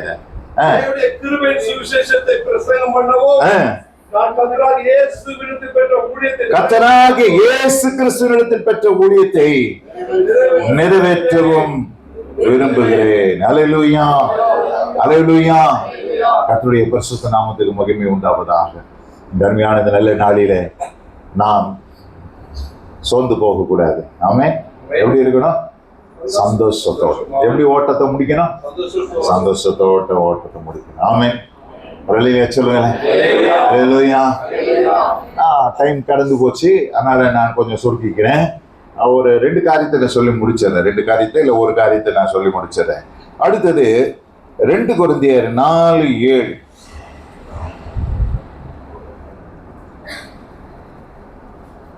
இந்த மகத்துவமுள்ள வல்லமை எங்களால் உண்டாயிராமல் தேவனால் உண்டாயிருக்கிறது என்று விளங்கும்படி இந்த பொக்கிஷத்தை மண்பாண்டங்களில் பெற்றிருக்கிறோம். மண்பாண்டங்களில் பெற்றிருக்கிறோம். பொக்கிஷத்தை எங்க பெற்றிருக்கிறோம்? மண்பாண்டங்களில் பெற்றிருக்கிறோம். வாசிங்க, தொடர்ந்து வாசிங்க. நாங்கள் எப்பக்கத்திலும் நெருக்கப்பட்டும் ஒடுங்கி போகிறதில்லை, கலக்கமடைந்தும் மனமுடிவடைகிறதில்லை, துன்பப்படுத்தப்பட்டும் கைவிடப்படுகிறதும் இல்லை, கீழே தள்ளப்பட்டும் மடிந்து போகிறதில்லை. போதும். இப்போ மண்பாண்டங்கள்ல என்ன இருக்குது? பொக்கிஷம், பரிசுத்த ஆவியானவருடைய நிறைவு. சொல்லுங்க, ஒரு அலையிலேயே சொல்லுங்க. பரிசுத்த ஆவியானவருடைய நிறைவு. நிறைவு இருந்துச்சுன்னா அந்த புதிய உடன்படிக்கையில ஆண்டவர் நிறைவை கொடுக்கிறார். அல்லேலூயா. நான் அதுக்கு வரேன். பழைய உடன்படிக்கைக்கும் புதிய உடன்படிக்கைக்கும் ஒரு வித்தியாசத்தை உங்களுக்கு காண்பிச்சு கொடுக்குறேன். இந்த நிறைவை பெற்றுக்கிட்டா எப்பக்கமும் நெருக்கப்பட்டாலும் என்ன ஆக மாட்டோம்? ஒடுங்கி போக மாட்டோம். இப்போ இந்த பலூன் நான் நெருக்கினா என்ன ஆகுது? ஒடுங்கி போகுது, ஒடுங்குது. ஆனா நம்ம என்ன ஆக மாட்டோம்? ஏன் ஒடுங்க மாட்டோம்னா உள்ள என்ன இருக்குது? உள்ள நிறைவு இருக்குது. மண்பாண்டங்களிலே அந்த நிறைவை பெற்று இருக்கிறோம். அந்த காலத்துல எல்லாம் சென்னையில பாத்தீங்கன்னா ட்ரெயின்ல வந்து பால் வரும், குடத்துல வரும். குடத்துல வைக்கோல வச்சு வாயை அடைச்சு அந்த அந்த குடத்தை என்ன பண்ணுவானுங்க, ட்ரெயின்ல இருந்து தூக்கி தூக்கி தூக்கி பிளாட்ஃபார்ம்ல போடுவாங்க. டம்மு டம்முன்னு வந்து விடுவான். ஆனா சொட்டையாகாது. ஏன் சொட்டையாகாது அப்படின்னு கேட்டா உள்ள எப்படி இருக்குது? டைட்டா அது பால் வச்சு அடைச்சிருக்கனால சொட்டையாகாது. அது மாதிரி நீங்க பரிசுத்த ஆவியானவருடைய நிறைவில் நிறைந்து இருந்தீங்கன்னா எப்பப்போ ஒடுக்கப்பட்டாலும் ஒடுங்கி போக மாட்டீங்க. அல்லேலூயா. கீழே தள்ளினாலும் கீழே விட மாட்டீங்க. அல்லேலூயா, அல்லேலூயா. பழைய ஏற்பாட்டின் அபிஷேகம் என்ன? பழைய ஏற்பாட்டின் அபிஷேகம் எலியாவின் அபிஷேகம். ஒரு அலையிலேயே சொல்லுங்க. அல்லேலூயா சொல்லுங்க. எலியாவின் அபிஷேகம் எத்தனை பர்சன்ட்? எலியாவின் அபிஷேகம் எத்தனை பர்சன்ட்? 100%. எத்தனை பர்சன்ட்? 100%. எலிசாவின் அபிஷேகம் எத்தனை பர்சன்ட்? 200%. ஆனா நம்ம எல்லாரும் எந்த அபிஷேகத்தை கேட்டுட்டு இருக்கிறோம்? எலியாவை போல, எலிசாவை போலியோ. பழைய ஏற்பாட்டு ஊழியக்காரங்க சோர்ந்து படுத்துருவானுங்க. என்ன ஆயிடுவானுங்க? சோர்ந்து படுத்துருவானுங்க. நமக்கு என்ன அபிஷேகம் ஒண்ணு தெரியுமா? வாசிங்க, யோவான் 3ஆம் அதிகாரம். யோவான் 3ஆம் அதிகாரம் 34ஆம் வசனத்தை வாசிங்க. தேவனால் அனுப்பப்பட்டவர் தேவனுடைய வார்த்தைகளை பேசுகிறார். தம்முடைய ஆவியை 100% இல்ல, 200% இல்ல, 1000% இல்ல, எவ்வளவு கொடுத்திருக்கிறாரா? இயேசு கிறிஸ்து எவ்வளவு கொடுத்திருக்கிறாரா? அளவில்லாமல் கொடுத்திருக்கிறார். அவருடைய புதிய உடன்படிக்கையின் ஊழியக்காரர்களுக்கும் எவ்வளவு கொடுக்கிறாரு? எவ்வளவு கொடுக்கிறார் அபிஷேகத்தை? அளவில்லாமல், வித்தவுட் மெஷர். அல்லேலூயா. அதனாலதான் ஆண்டவர் சொல்லும்போது, இயேசு கிறிஸ்து சொல்லும்போது யோவான் 7ஆம் அதிகாரத்துல சொல்றார். யோவான் 7ஆம் அதிகாரம் எடுத்து வாசிங்க. 38ஆம் வசனத்தை வாசிங்க. 38ஆம் வசனத்தை வாசிங்க. வேத வாக்கியம் சொல்லுகிறபடி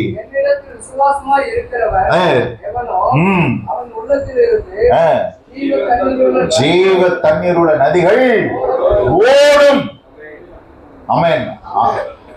அவரை விசுவாசிக்கிறவர் உள்ளத்தில் ஜீவ தண்ணீருள்ள நதிகள் சொல்ற. ஒரு நதி, 2 நதி இல்ல, நதிகள். ஏனென்று சொன்னால் அபிஷேகத்தை ஆண்டவர் எப்படி தரேன்னு சொல்றாரு? எலியாவின் அபிஷேகம் வேண்டாம். அது பழைய ஏற்பாடு, பழைய உடன்படிக்கை. அந்த சாப்டர் க்ளோஸ் ஆயிடுச்சு. சோர்ந்து படுத்துருவாங்க. ஆனா உங்களுக்குள்ள இருக்கிற அபிஷேகம், இயேசு கிறிஸ்துவை தேவன் எப்படி அபிஷேகித்திருந்தாராம்? அளவில்லாமல் தம்முடைய ஆவியை அவருக்கு தந்தர வேண்டும். அந்த அபிஷேகத்தை கேளுங்க. அதுதான் புது உடன்படிக்கையின் அபிஷேகம். கரங்கள் தான் மகிமை செலுத்து. கடைசியா ஒண்ணு சொல்லி நான் முடிக்கிறேன். எபிரேயர் 8ஆம் அதிகாரம் 6ஆம் வசனம்.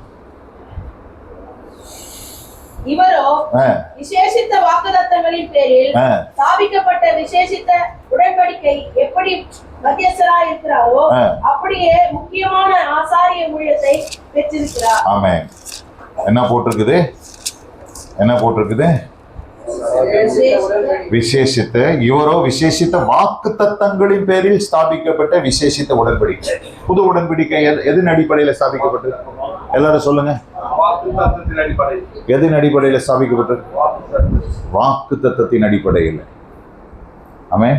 வாக்குத்தத்தத்தின் அடிப்படையிலே ஸ்தாபிக்கப்பட்ட விசேஷித்த உடன்படிக்கை, புது உடன்படிக்கை. அதுதான் நமக்கு எல்லாருக்கும் வாக்குத்தத்தம்ன்றது ஒண்ணு நமக்கு கிடையாது.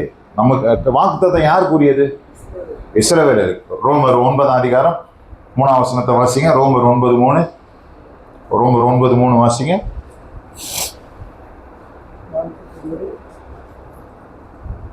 ரோமர் 9:3. என் இனத்தாராகிய என் சகோதரருக்கு பதிலாக நானே கிறிஸ்துவை விட்டு சபிக்கப்பட்டவனாக வேண்டும் என்று விரும்புவேனே. அவர்கள் இஸ்ரவேலரே, புத்திர சுவிகாரமும் மகிமையும் உடன்படிக்கைகளும் நியாயப்பிரமாணமும்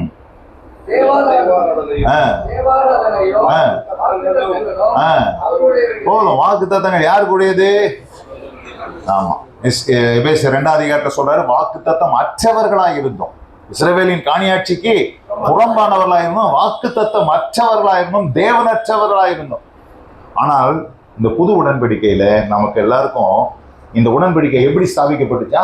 விசேஷித்த வாக்குத்தத்தத்தின் அடிப்படையிலே ஸ்தாபிக்கப்பட்ட விசேஷித்த உடன்படிக்கை. கரங்கள்தான் மகிமை சொல்லுங்க.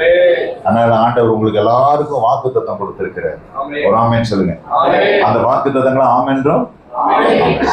அதனால வாக்குத்தத்தம் மாத்திரம் இல்லை, எபிரேயர்ல சொல்றாரு, வாக்குத்தத்தமும் ஆணையும் மாறாத 2 விசேஷங்கள் சொல்ற.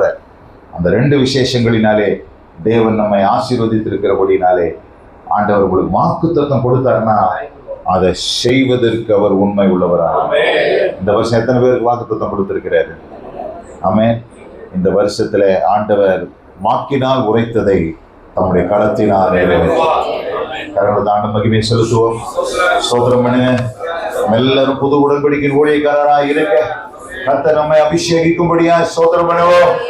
ஸ்தோத்திரம், ஸ்தோத்திரம், ஸ்தோத்திரம், ஸ்தோத்திரம், ஸ்தோத்திரம். இயேசுவின் நாமத்தினாலே.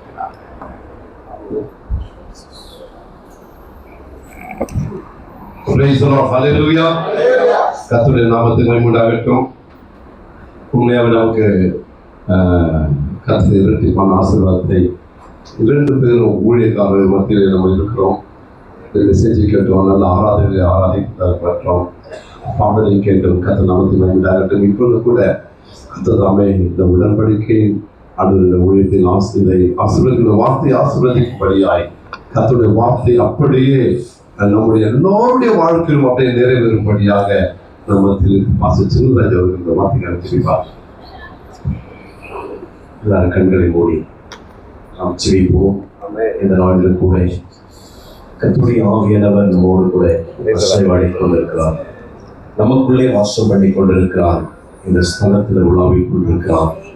இவருடைய கரம் மட்டுமாய் கூட இருந்து அற்பமாய் ஆரம்பிக்கப்பட்ட இந்த திருச்சபையானது கடந்த 2 மாதங்களிலே வேறுபட்ட விசேஷித்த மகிமையினாலே அருமையான கர்த்தருடைய ஆசிரியர் சொன்னது போல முந்தின தேவாலயத்தின் மகிமை பார்க்கிறோம், பிந்தின தேவாலயத்தின் மகிமை என்று கடந்த நவம்பர் 9 இந்த காரியங்கள் துவங்கப்பட்டது. இன்றைக்கு கர்த்தர் மகிமையாய் கட்டி முடிக்க கர்த்தருடைய வார்த்தையை நாம் கேட்க புதிய உடன்படிக்கை ஊழியத்தை நிறைவேற்றுவதற்கு கர்த்தர் நம்மை அழைத்திருக்கிறபடினாலே எல்லாரும் கூட கைகளை மூடி ஒரு மனதோடு கூட வாக்கு விருத்தமானது நம்முடைய வாழ்க்கையில் அடையாமல் கர்த்தர் நமக்கு கொடுத்திருக்கிறபடினாலே எல்லாருக்கும் ஸ்தோத்திரம் பண்ணலாமா?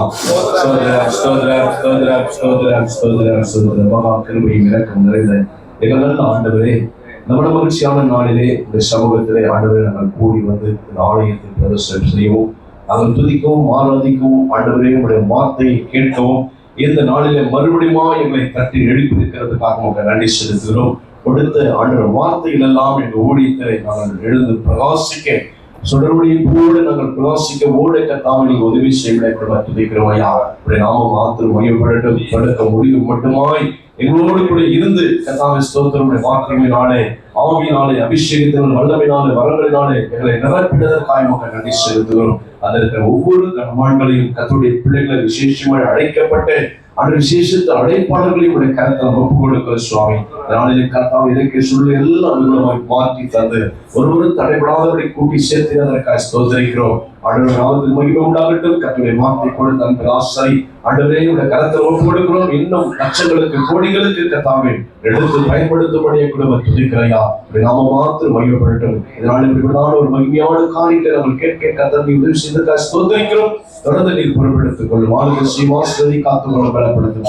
எல்லா துதியும் கனம மகிமை ஒருவருக்கே செலுத்துகிறோம். மீட்பு ரட்சகரான இயேசு கிறிஸ்துவின் இன்ப நாமத்தில் ஜெபிக்கிறோம் நல்ல பிதாவே. ஆமென்.